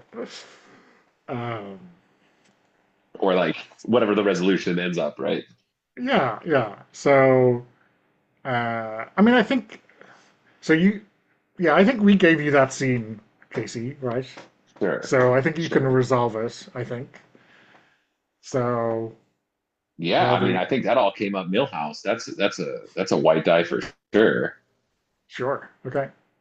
And where do you want to pass it on to? Mm, So if you want to be equitable, Mark has only one die, everyone else has two. But of course, that will give him one black die and one white die, which, is less than ideal from a mechanical point of view, but it's up to you. Yeah, sure. Let's give it to Mark. Okay. Okay, so that is all good. That's our final scene of Act One. We have a little bit of housekeeping to do. Um, so I'm going to put in the tilt table, which is just like one page in the book normally. And what I'm going to do is I'm going to roll dice and assign them. And this is kind of our totals. Whoever gets the highest black total and the highest white total will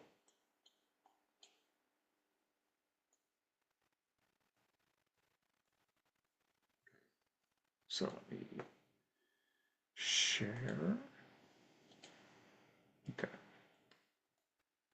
Let me know when you can see that.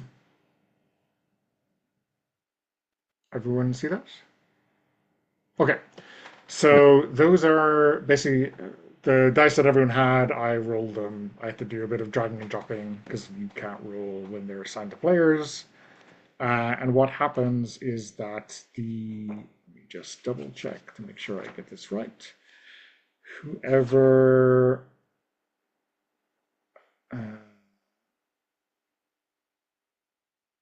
yeah, if you have the highest number of either color, you will help add a pair of complications. The player with the highest white total and the player with the highest black total each get to choose tilt elements.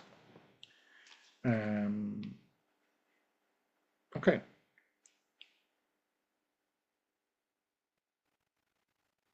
Okay, um,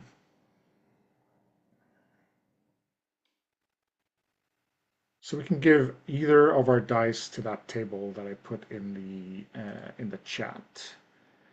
Um, uh, so it's me and Casey. Okay.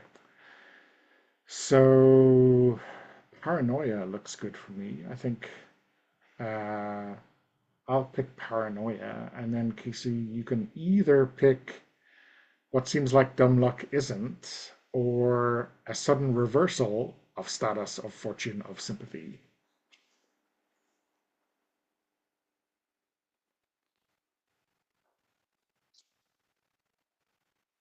And then what It's got Casey? it's. Oh, sorry. Nope, you go ahead, Casey. The option that was like what seems like dumb luck isn't feels like the What seems like dumb luck isn't, things are yeah. afoot, or afoot, as the copying would have me think. Um, Now, I think we just have one tilt, right? We just have one tilt element. Not sure. No, we have two, I think. I think that's how we do it. I can't remember. So we have what seems like dumb luck isn't. So that's a 5 and a 2. And then, Casey, do you want to pick?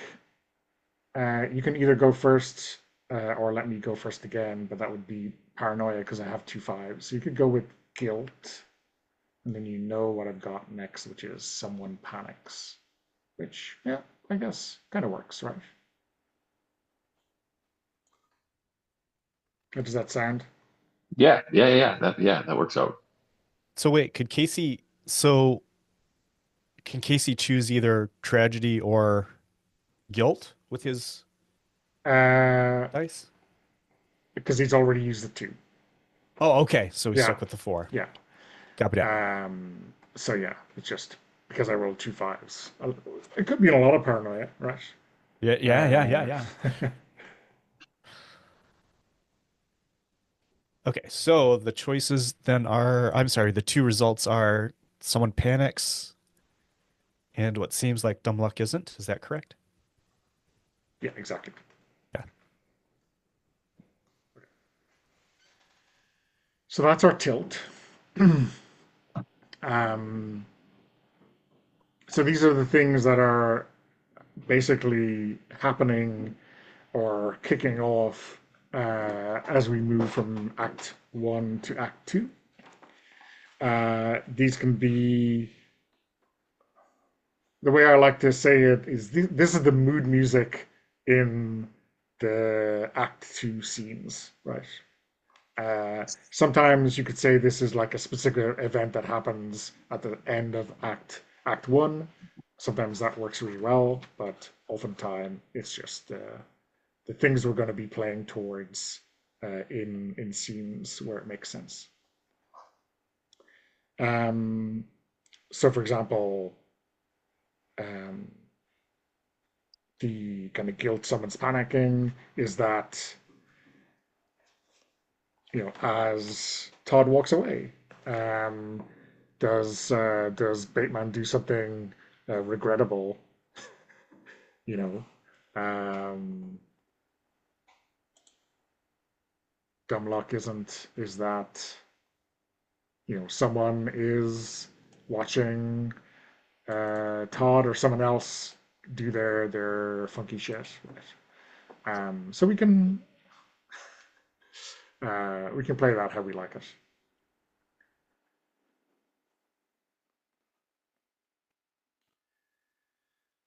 I'm going to suggest we take a break now, and then we come back, and we have a bit of work to do um, in Act Two. But let's take 7 minutes, so till 5 to the hour. Recording. Okay, so we're back for a to break the land speed record in Act Two. Um, so it's me. I want to set a scene whereby Brian brings Lord Drath to the Holiday Spirit pop-up store to get the pitch from Miriam. And so uh,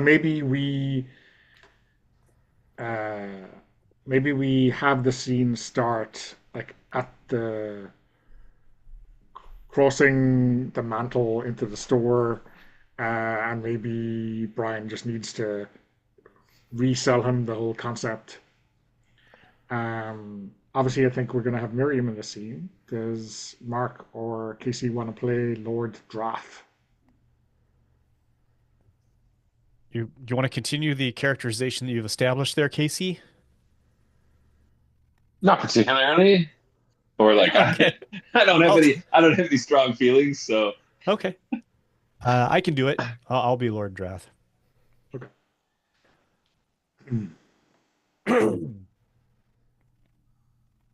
A I think an Miriam's seen you ancient. coming. Oh yeah, yeah, I'm sure. Um, an ancient ritual, Lord Drath. Regalia from millennia ago.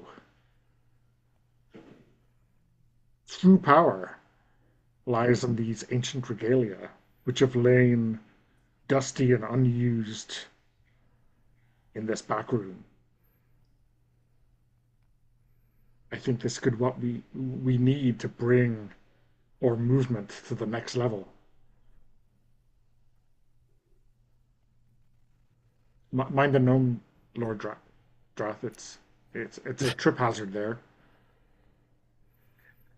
They should really put those up on a table or something. I've heard it said.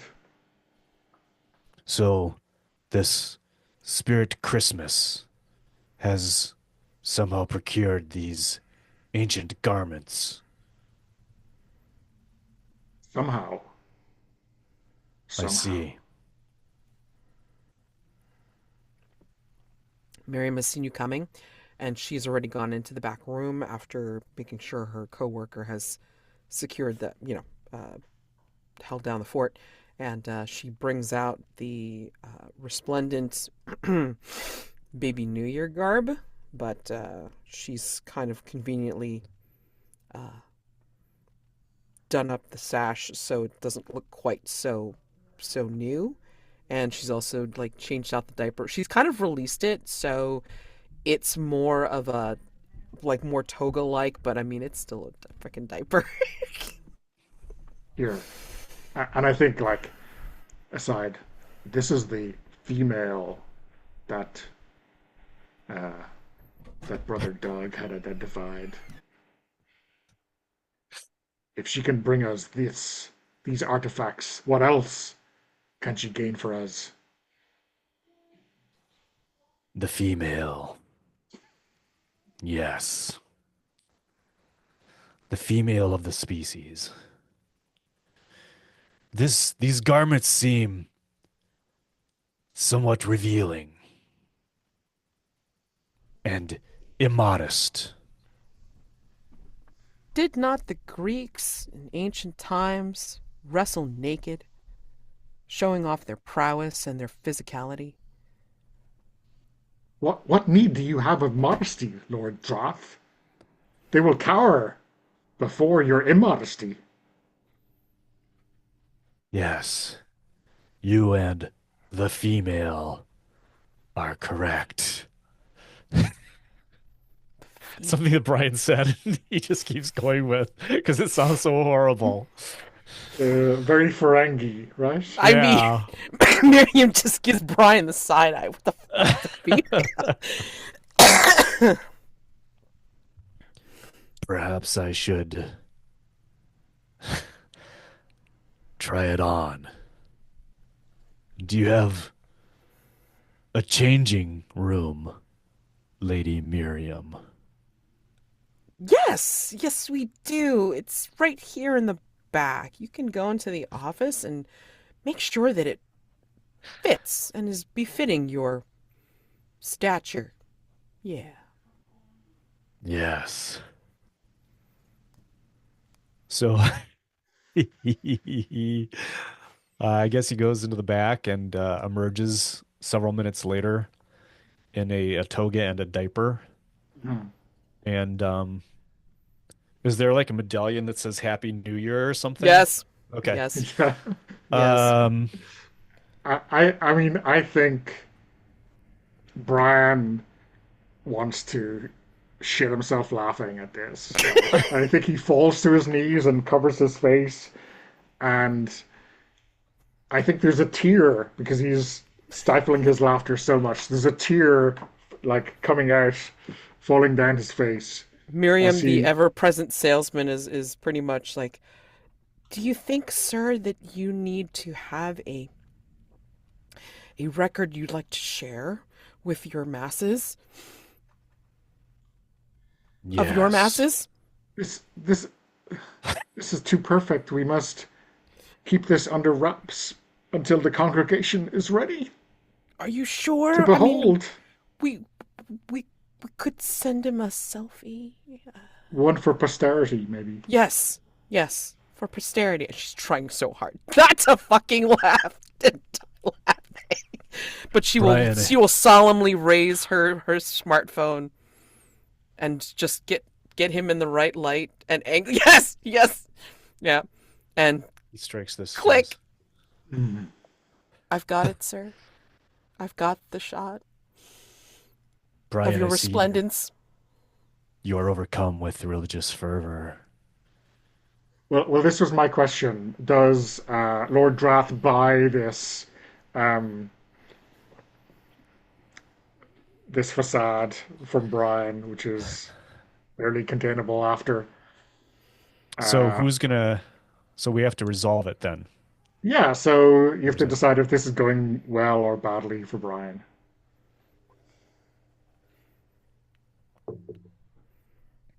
I mean, it Should we seems like make it's going well, right? Like, should we Oh make it yeah. go horribly south though, or should we just go with it as it is? I vote for what's go with it. Go with it. Okay, Go with excellent. it. So it goes well. Okay. And I think that he says,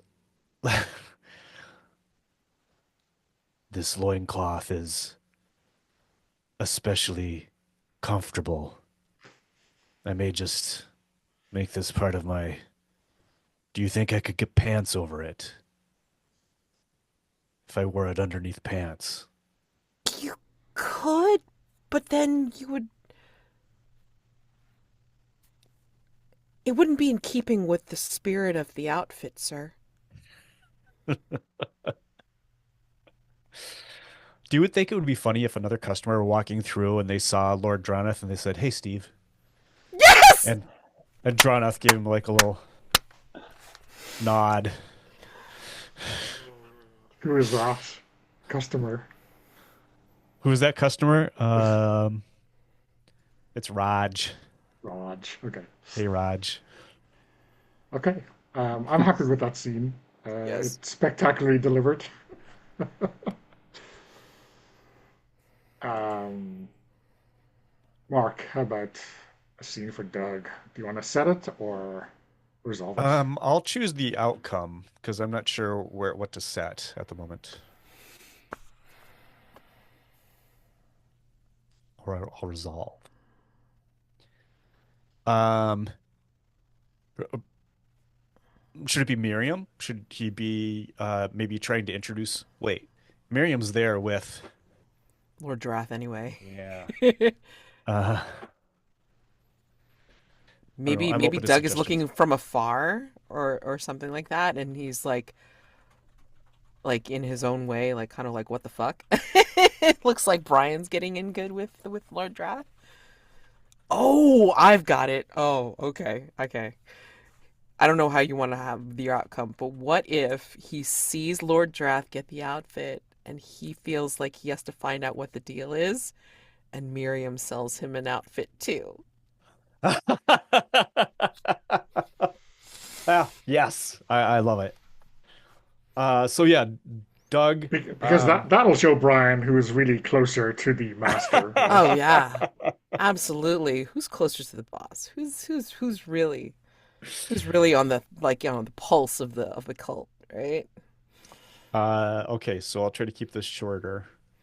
So Doug comes in to a Spirit Christmas, uh, agilely steps around the garden gnome, and makes his way over. And first he says, "Hey, Miriam. Hi, Hey, Doug. did Todd talk to you? Did he say I anything haven't about seen him me? yet. No, He no. didn't tell you anything about me? N- uh, think about you? No, no. I mean, I haven't seen Todd yet. Uh, Did he is talk everything to you about the okay? horn? No? Not that Okay, again. fine. All right. What? Um, th okay, no, that's cool. Um, and then he kind of bows. Lord Dronoth, your uh your visage is most imperious. It is, isn't it? Um, do you have I mean, I feel like I feel like are you getting one of these, Brian? Are you getting one of these outfits? Is this like the new outfit? Miriam is trying If so hard not to look. if if only I were worthy, Doug, brother Doug. But I feel like I've been tainted, and I'm not yet up to it. Because I'm really sick of the khakis. And And that blue button down, like you look normal. he's trying to parse out what that means. Is Even that good Miriam or is like, bad? Do you, I mean, uh, Lord Dronoth, is the diaper comfortable? And Dronoth, I don't know, it's like, diaper? The it's not a loincloth, diaper, it's a toga. toga, yes. Toga, Doug. Oh, man, how much is that uh, if I want one?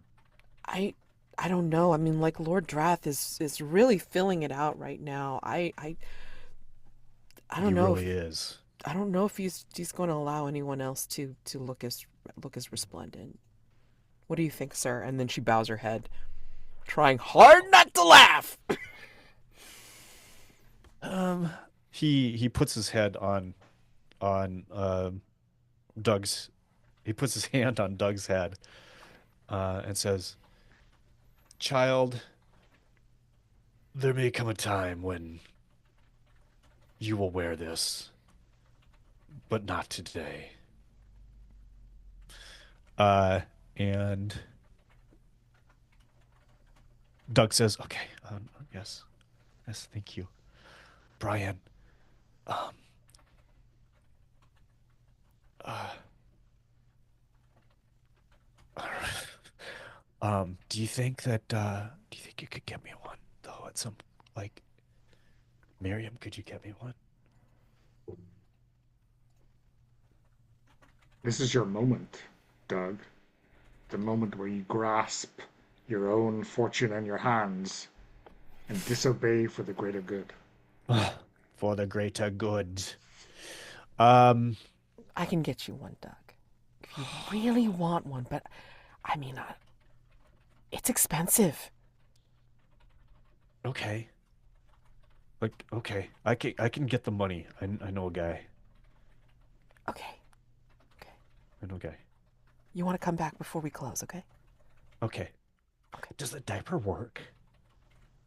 I mean, it does double duty.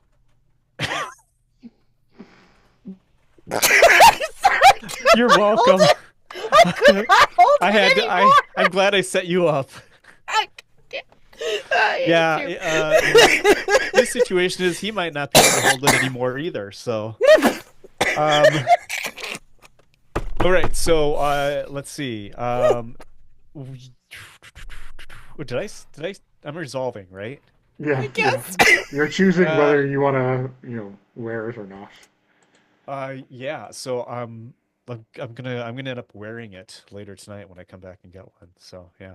So, You're black taking it die. black dye. Okay. Yeah. Because I was saying, if you take a white dye, is that your own common sense, or does Brian take you away and say, "Hey, listen, man, you definitely shouldn't wear a fucking diaper."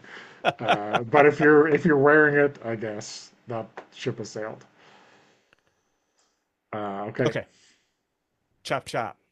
chop chop. Matt. Oh God, I wasn't even prepared to think about this. I really wasn't. I'm just like, oh shit.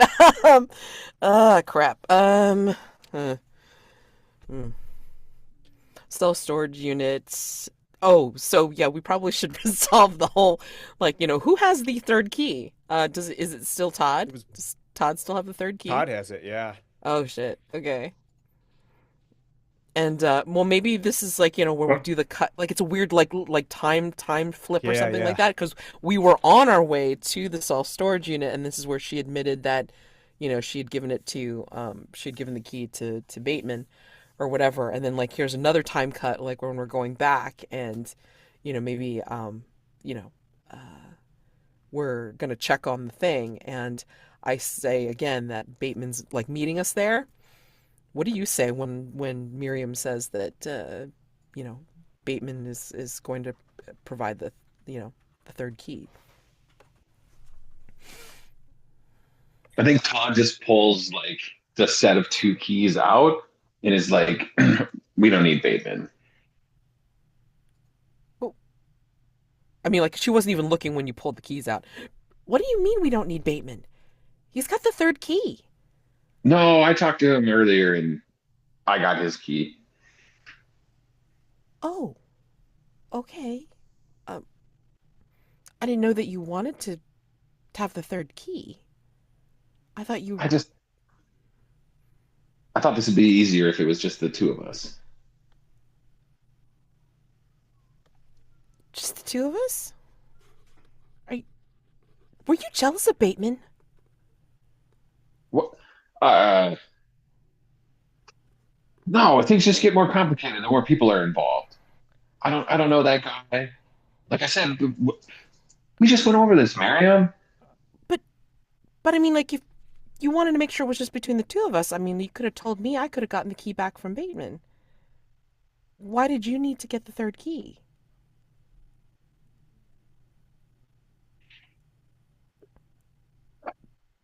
Todd, were you jealous? I just want to know what the fuck's going on.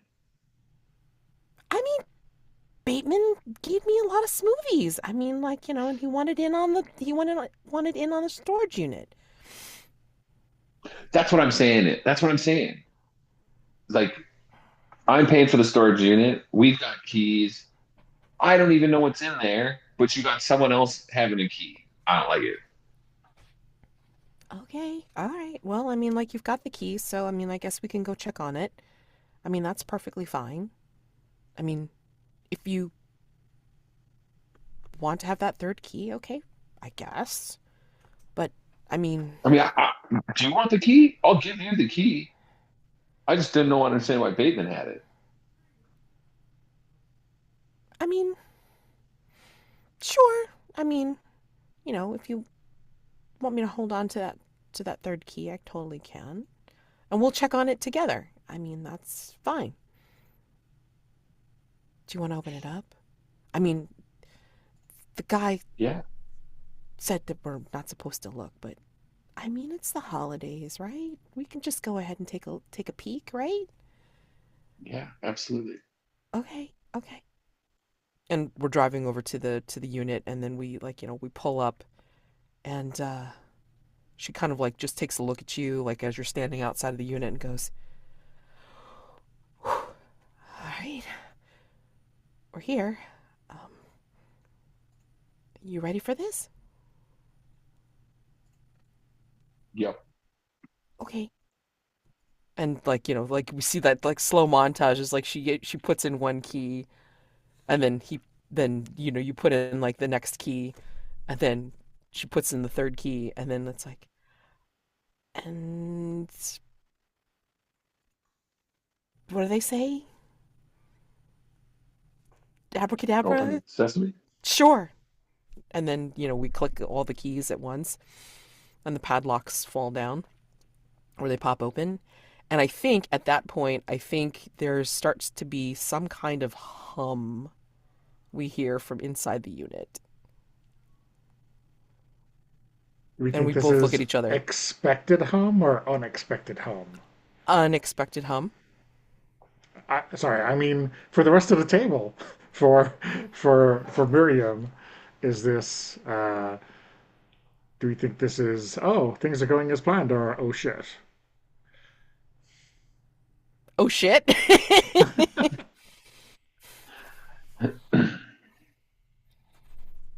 Do we Because then think we're looking at each other, and it's like,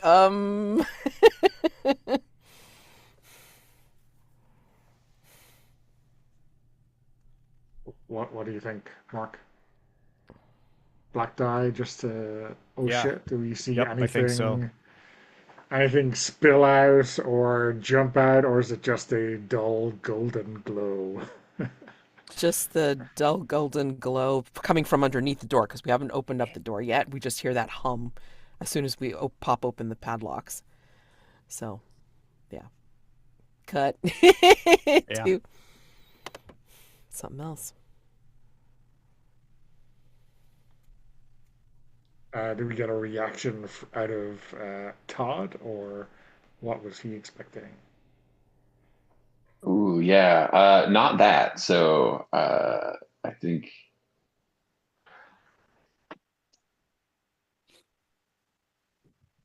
yeah, maybe a bit of panic sets in to Todd.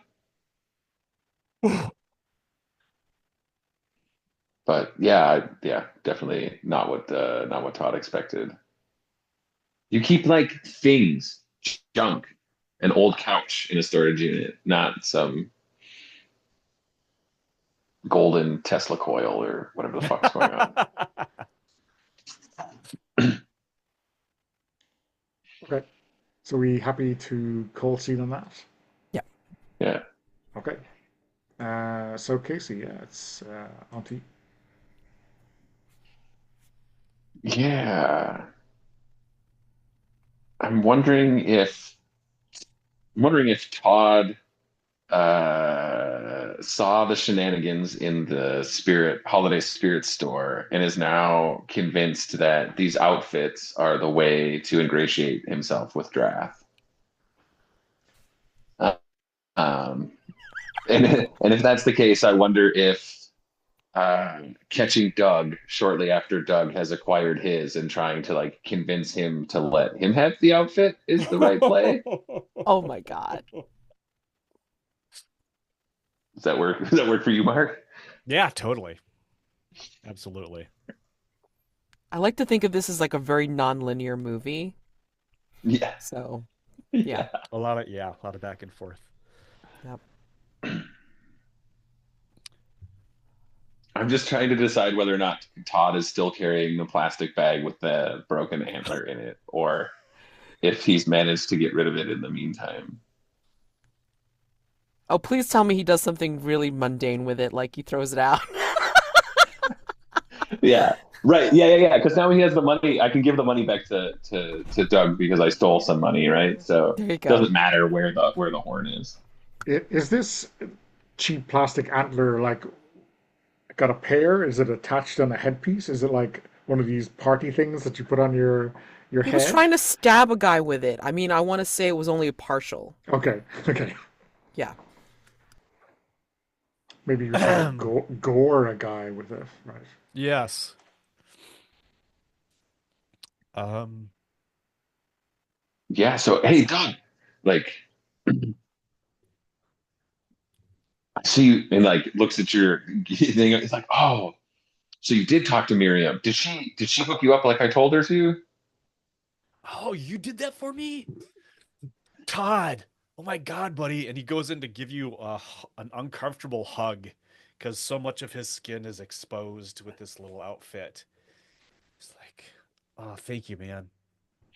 Wait, do we finally see the tattoo underneath because he's no longer wearing a shirt? Oh. Or does he Yeah. like conveniently put the sash or whatever like, around it so we don't really see What's it still? something horrible that it could be?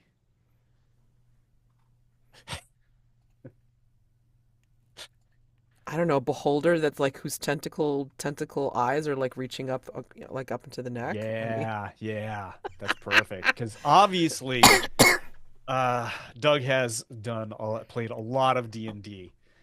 Wait, that's the pathway to getting into a cult. So he played a lot of D&D. He was a dungeon master.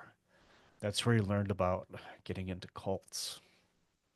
And then his Steve was his dungeon master then for a while, and then Steve decided to start a cult and assumed the name Lord Drath. Okay, perfect. So yes, that's what it is. Um, he's giving Todd a big hug, and he says, "Oh, I can't thank you enough, man." Yes. Uh, you thanks for talking to Miriam. I mean, this was super expensive. My new cool outfit. And then he kind of runs his hands up and down like his thighs and his body. Um, but did she like were you able to return that antler? Oh, I was actually, yeah. But look, and he like looks at you and is like, I really need a solid though, man. I was talking with Miriam and she said you got the last one of these outfits, but like I really need one of these outfits. Could you? And he like takes out his like wallet to pay you back and he opens it up and there's like tons of cash in there, right? And he's like, well, so here's the money for the antlers. But do you think there's any way I could convince you to part with that outfit? Like it looks really good, and I know Miriam like made it special for you, but I could really use a solid man. Is this like a rental or you want to buy it? Because I Um, feel super powerful in it. okay. Um, well, yeah, I don't need it for very long. I could definitely give it back to you. Yeah. Okay. So yeah, and then he looks at your wallet and he says, "May I?" And he sticks a couple of fingers in there and pulls out I don't know, $100. And he says, so anyway, I left my clothes with Miriam, so I'm gonna have to wear what you're wearing. Perfect.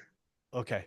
And so he drops the diaper there, starts with the diaper, hands it over in front of the spirit holiday. Boy, I hope Dalrymple isn't around.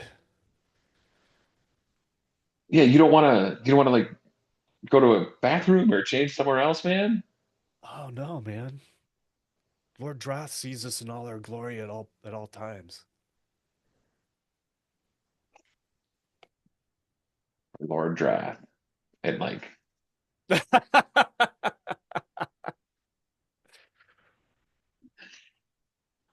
Okay. yeah, I'm happy to leave it there. Yeah, that was pretty sweet. Well, uh, I think it's a white die sorry, for Todd. I Yeah. mean, is this also for bad for Todd? He is now wearing the diaper, right? That unless it's good. I mean, it could be good. It's what he Uh, wanted. He got what he wanted from he the got what he spirit. wanted. I guess that's good, right? I mean, for certain values, it's good.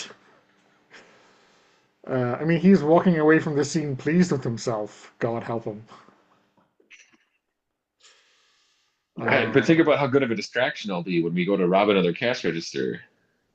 yeah. You'd be you melt into that cloud when Dalrymple comes looking for you for sure. Oh my God. Okay. Um, I have no idea what's next for Brian. I am going to break the habit of a lifetime and ask people to set a scene. Wow. Um, I think I don't know, Mads and Casey, what do you guys think? Should we do something with I feel like we should do something with Casey and Brian now though.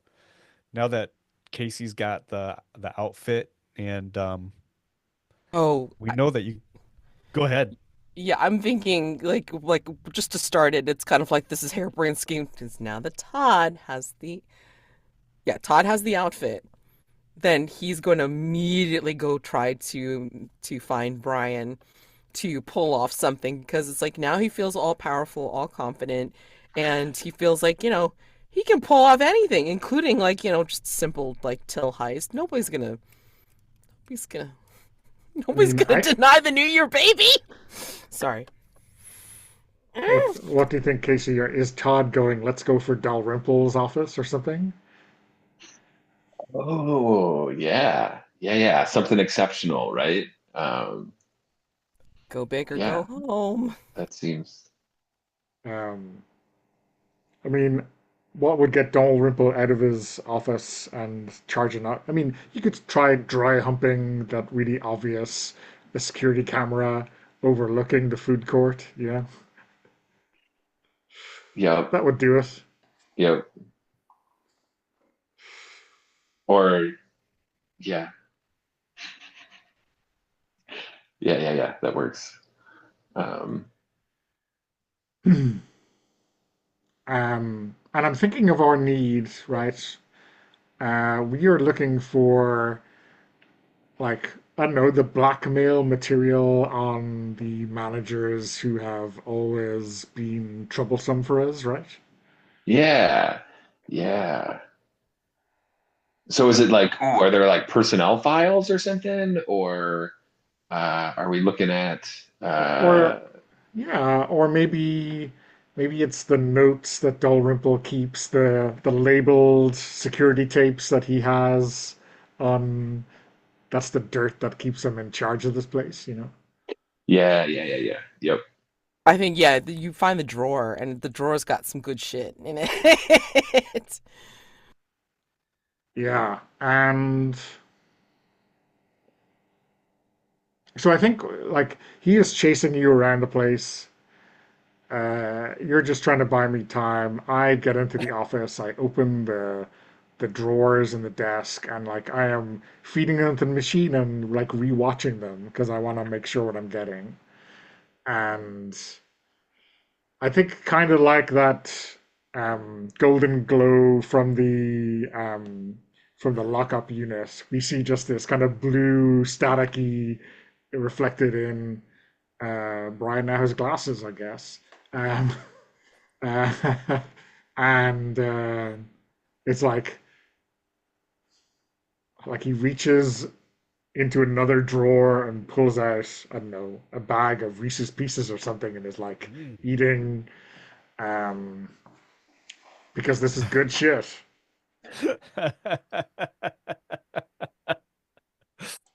Um, Gosh, I don't know how this should go. This feels like it goes well.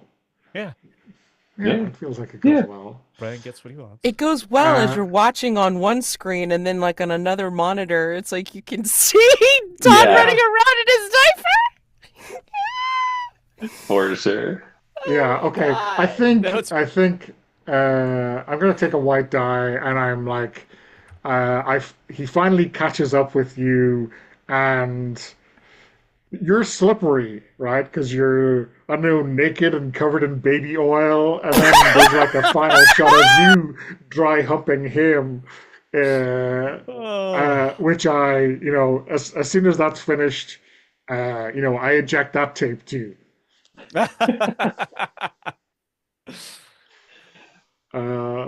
So I've got two black dice, two white dice. You think I'd know better? This is gonna work out really badly for me, but let's go for it.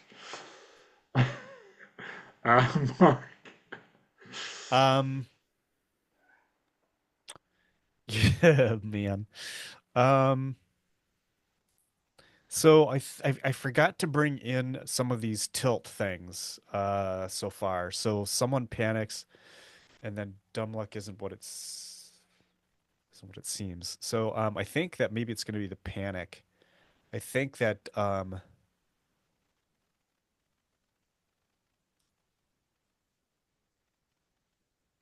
think this is probably too wacky. But I think that we find Why stop now? yeah, I think that when you're looking at this tape of Dalrymple chasing Todd, you also then see Doug chasing Dalrymple, chasing Todd, um, and you you can't hear him shouting over the tape, but in the mall he's shouting, Todd, you're desecrating the sacred garment. What are you doing? You got to get it back. Give it back to me. Um, and he says, I don't know. I'm going to explain this to Lord Drath. So I think just give me a black die, and if you're good with that, then we'll move on for expediency. Is So that is acceptable? this you are not getting the diapers off him? You're just like exposing the cult's plan. You're talking out loud when you shouldn't. What does this Yeah, look I'm like? probably talking out loud when he shouldn't, panicking because Todd's obviously not taking good care of the sacred garments. And now, also, word is going to get out that he had secretly purchased these sacred garments, but now there's going to be video of Todd wearing the sacred garments that are only supposed to belong to Lord Drath. So it's a big problem. Also, Doug, you allowed the sacred garments to be defiled. I did, yes. And Dalrymple now knows that there are sacred garments. Oh my God. It's not, oh, It's man. not good. It's not good. Okay, you got your black die. There's Thank you, sir. one. Sorry. So there's one white die, one black die left. Um, Cool. the one little wrinkle in the rules is that the final die that you take basically is wild in terms of scene resolution, Ah. but it still counts as the color for the aftermath. Um, okay. Mads, final scene after the desecration. I I want to twist this thing around and blow this thing wide open. Um, because what I want to do is so uh that's from next store's stock. So really it's not even on the books yet. She had Drath pay in cash. She had Drath and Doug pay in cash. And she's counting off the cash, no big deal, you know? And so it's not going in the till. And she's like kind of like looking, and there's a cut to one of the gnomes. It's like right there, like she puts it like in the very front so people will sell it. And there is a we just see the trousered legs of this fine gentleman who picks up one of the gnomes and says, and like all we see is like, him picking up the gnome, bringing it out. Like maybe he's got like a walking stick that kind of hooks over one arm. And like we just kind of like see the gnome being carried over to the cash register. And then like, she puts away the money and she says, "Oh, um, yeah, it's one of our most popular sellers, sir. I mean, like for the holidays. Would you like to purchase that for your lawn?" And we hear this gravelly voice saying, "No, actually, I'd like to purchase more than that. I'd like to purchase all of your stock of these little, what did you call them? Gnomes? They're actually elves, but that's fine. Um, and I am unable to pick them up right away. Is there a place that you can store them for me? Just for a little while, maybe through the holidays? I'd like to give them a fine landscape to display.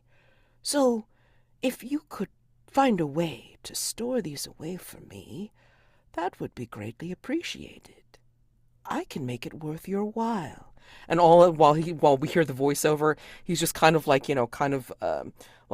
like running his hands like like on the elf as if it's like a buddy of his or whatever, and then just kind of patting it on the shoulder and saying it's like, "Yes, all I need is a place for them to be stored." And then Miriam's thinking, you can see the gears turning in her head, and she's like, "Yeah, I think I can get them brought over to one of the self-storage units like right outside of the mall, and yeah, we can totally store that for you. How much we talking?"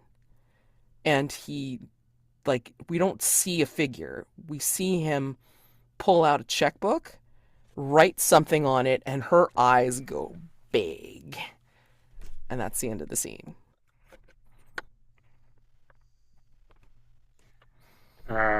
So I don't know what do you guys think? I mean, direct line to some mysterious benefactor's line of credit. I don't know. Yeah. Feels like a white die. Casey, what do you think? Yeah. Sorry, I was just nodding along, but Okay. yeah, that seems right. All right. So yeah, I mean, and this is like the s- the store stock, or this is the stuff you previously pilfered from Outback. Oh no, this is like the store's stock of their gnomes dressed up as elves, Hmm. but he's asking her to store them away for him, Oh, and that's the extra. Okay, okay. that's the extra, Yeah, yeah. yeah. Okay. Uh, Casey, final scene for Todd.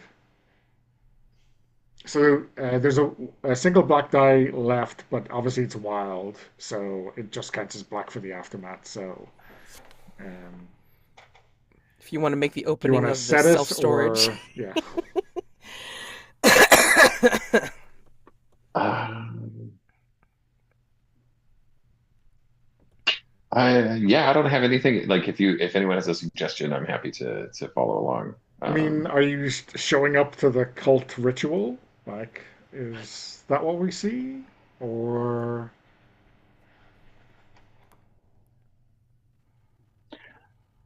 Hmm, I guess I guess maybe the move is well, no, that's never gonna work.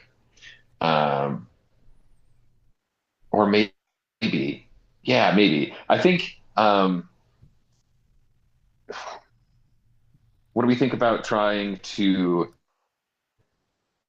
like hmm, make put the cop, get the cop to wear the outfit, the Dalrymple, right? Be like, this is how you get in with draft, right? Um, Yes, he I wanted to do think, that, right? That was part of yeah. yeah, that's right. Dalrymple wanted to get in with Lord Drath. That's perfect. I So mean, I think that's it's a uh, betrayal. So, I so like mean, for the rest of the table, I think, do we need to decide now whether this is going to go badly or well? Like, is this plan going to work for Todd? I th Sorry. Feels like it works for Todd, but it works out poorly for Dalrymple. Because I think I think, Dalrymple's gonna go ahead.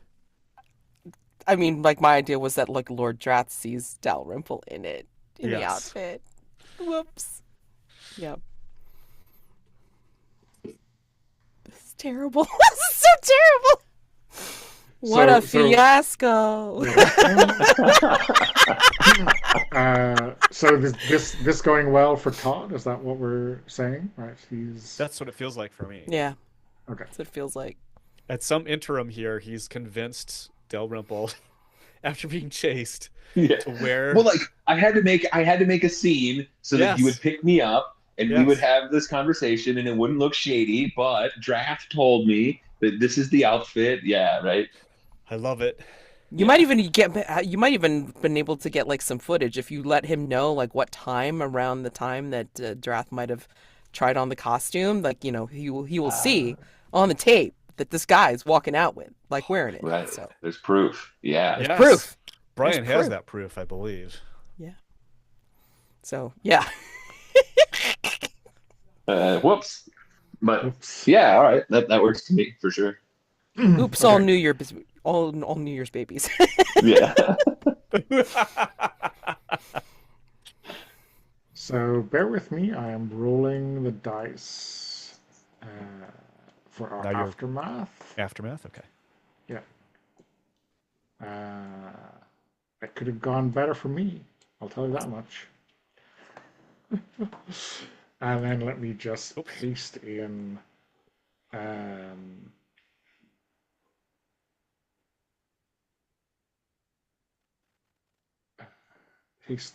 what it's going to be. Um, Let me do some quick maths.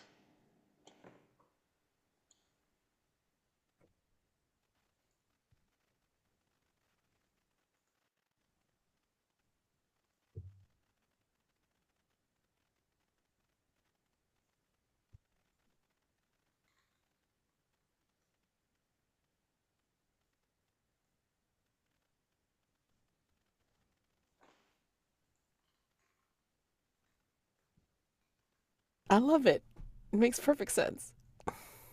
And mine is it's all the same because I got 0, which is definitely the worst.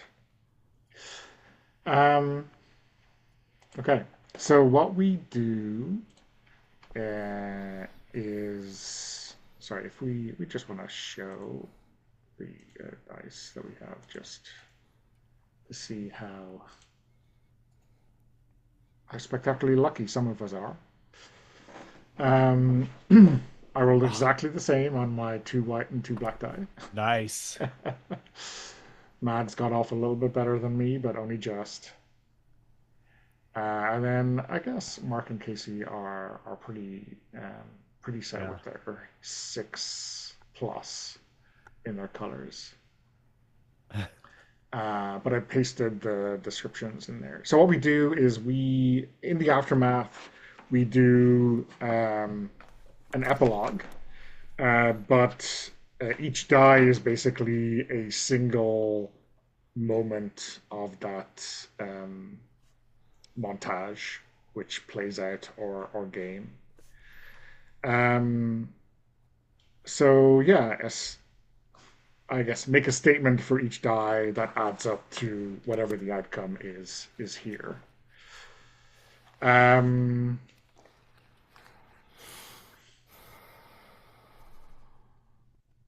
I can go first because that seems to be the way of things. We see Brian showing up to the actual ritual in his actual cult clothing, which is like, a black smock with a hood for the greater good, because this is basically like D&D level 20, right? I'm not wearing my black hood. If I'd known in advance, I would have gone with that. So we just go around the table with like a statement in that montage for everyone.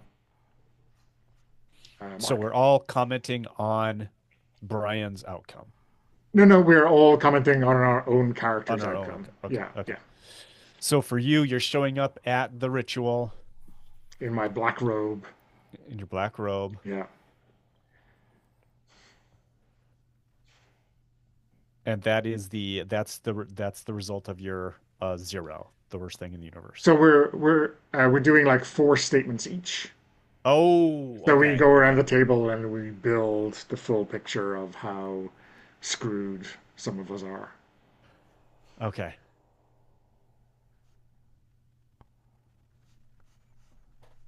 Um, I'm I'm sorry to be so dense. So now we're adding something for Brian. Each of us is No, making no, you're doing it for yourself.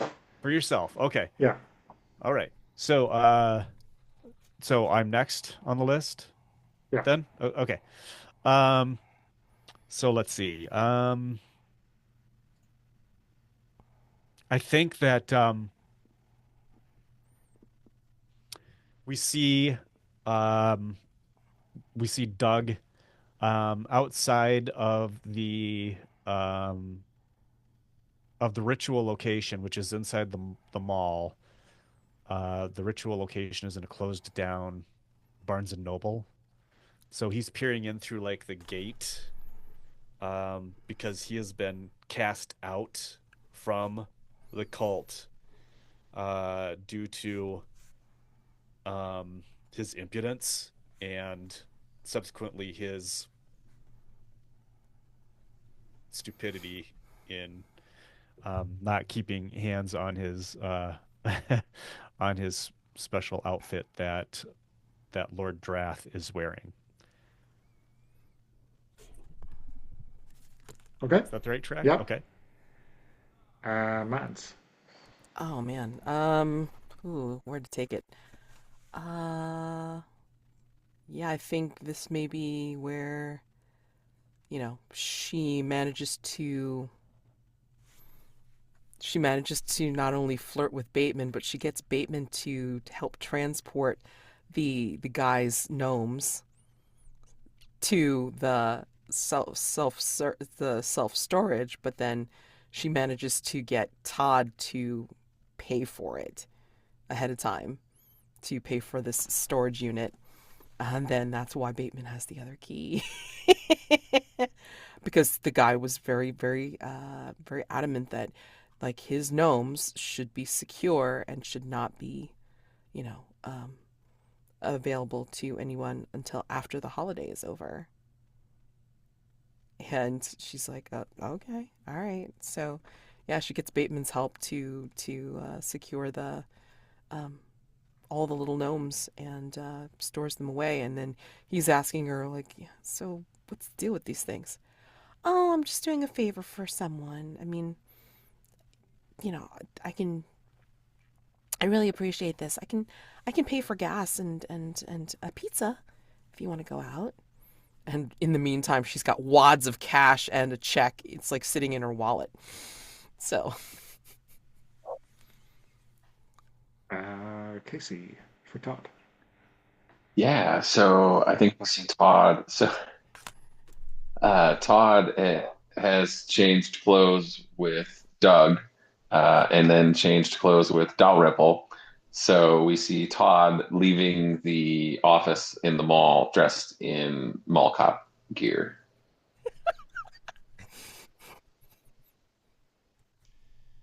Um, yeah, and I think this is like a little bit of a flashback.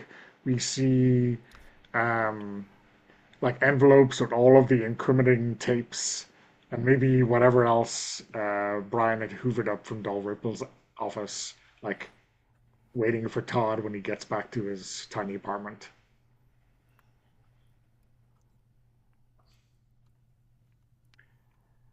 Mark.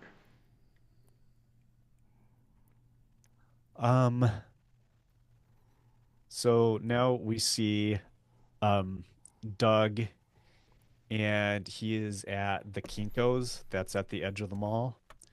And he's printing up flyers um that read um recruiting for uh cult leader, and it's a picture of him, his face smiling.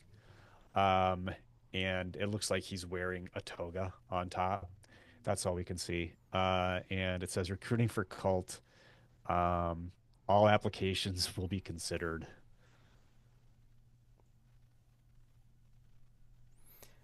Um, I think in a wherever lonely trash bin that Todd had thrown out the reindeer horn or reindeer whatever, there is a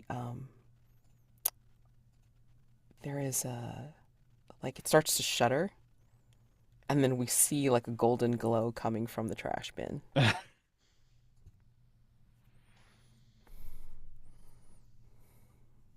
Nice.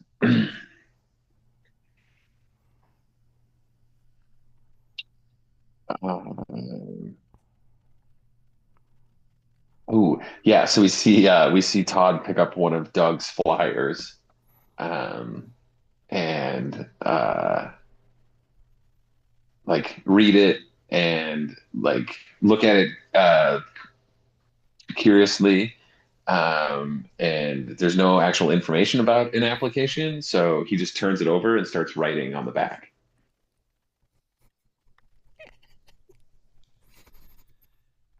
Um, I think we see the ritual under full steam, um, but Lord Drath beckons Brian forward,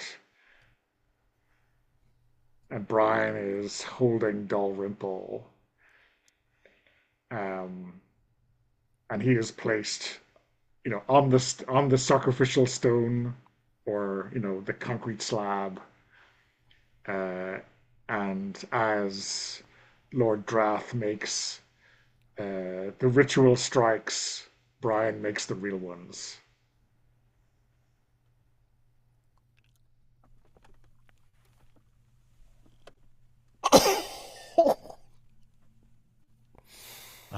Yeah. Um, Doug is at Spirit of New Year's and is attempting to special order a set of 10 baby New Year costumes. Through I don't know if Miriam is working there or if it's someone else, but he uh, has the $200 that he had taken from Todd's wallet that he's using to pay. I think we cut over to the scene where the padlocks had fallen, the hum has begun, and the golden glow like starts to really, shine underneath the door. And as Todd and Miriam are looking at each other, the glow just starts to envelop the frame of the door, and then we see it kind of like blow off its hinges, and then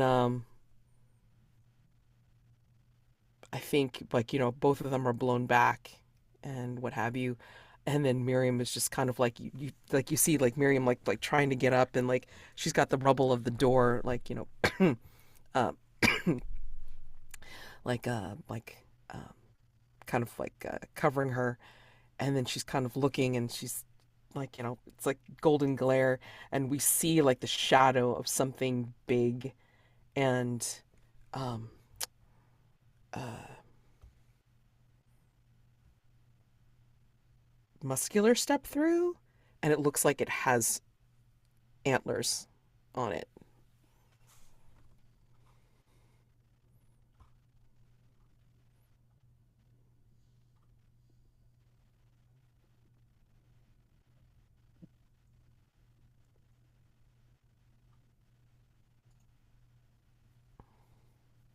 I feel like, oh man, it's almost uh Todd unholsters a gun and starts firing at this muscular antlered shadow that's coming towards them.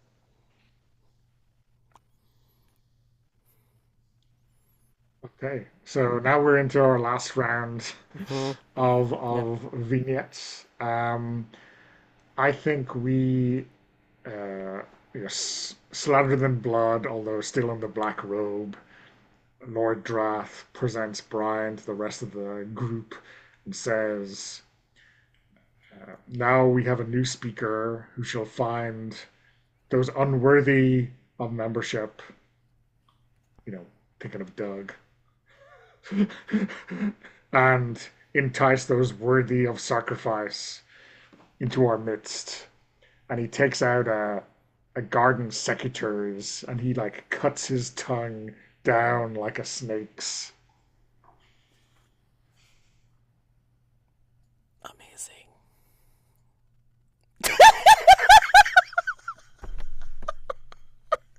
That was awesome. Um, so that's all kind of happening during the immediate time after. Okay. So I think that um Miriam and Todd um you while you're shooting at this monster that's appearing from the storage unit, you glance down the hallway, and rounding the hallway, there's a group of people who are in um, New Year's baby outfits, and they have really fake plastic antlers on their heads. And they are walking towards you, and they say, and you see the lead one is Doug. And Doug says, "Lo, Todd, do not harm the Antler King, for he has come to save all of humanity."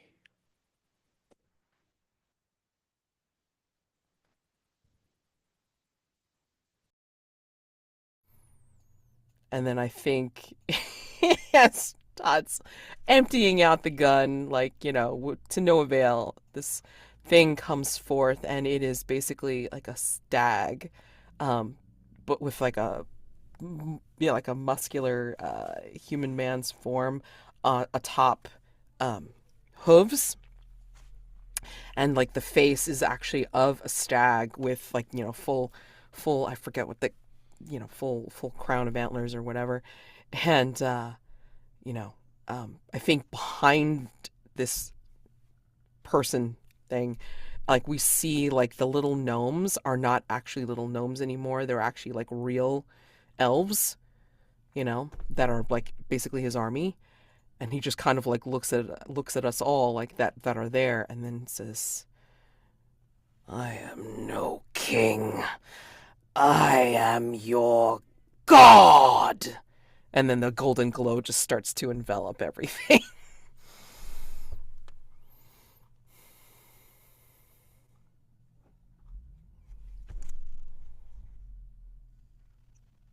I mean, I don't know what happens after that. That's worth a shit to talk about, but um,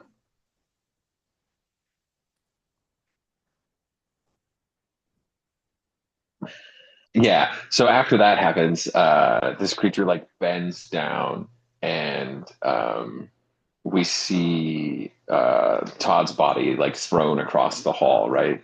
Um, and like slams into the wall and slides down unconscious, and has like blood soaking through his shirt and all of his clothes, in a way that looks like he was gored by a large set of antlers, or exactly how Drath and Brian killed Dalrymple, right? And he's like laid out there, and all we kind of hear is like the right, and that's it for Todd. That's awesome. Okay, well, that was our fiasco. Um, a lot more O than expected at the Amazing! end. Holy shit!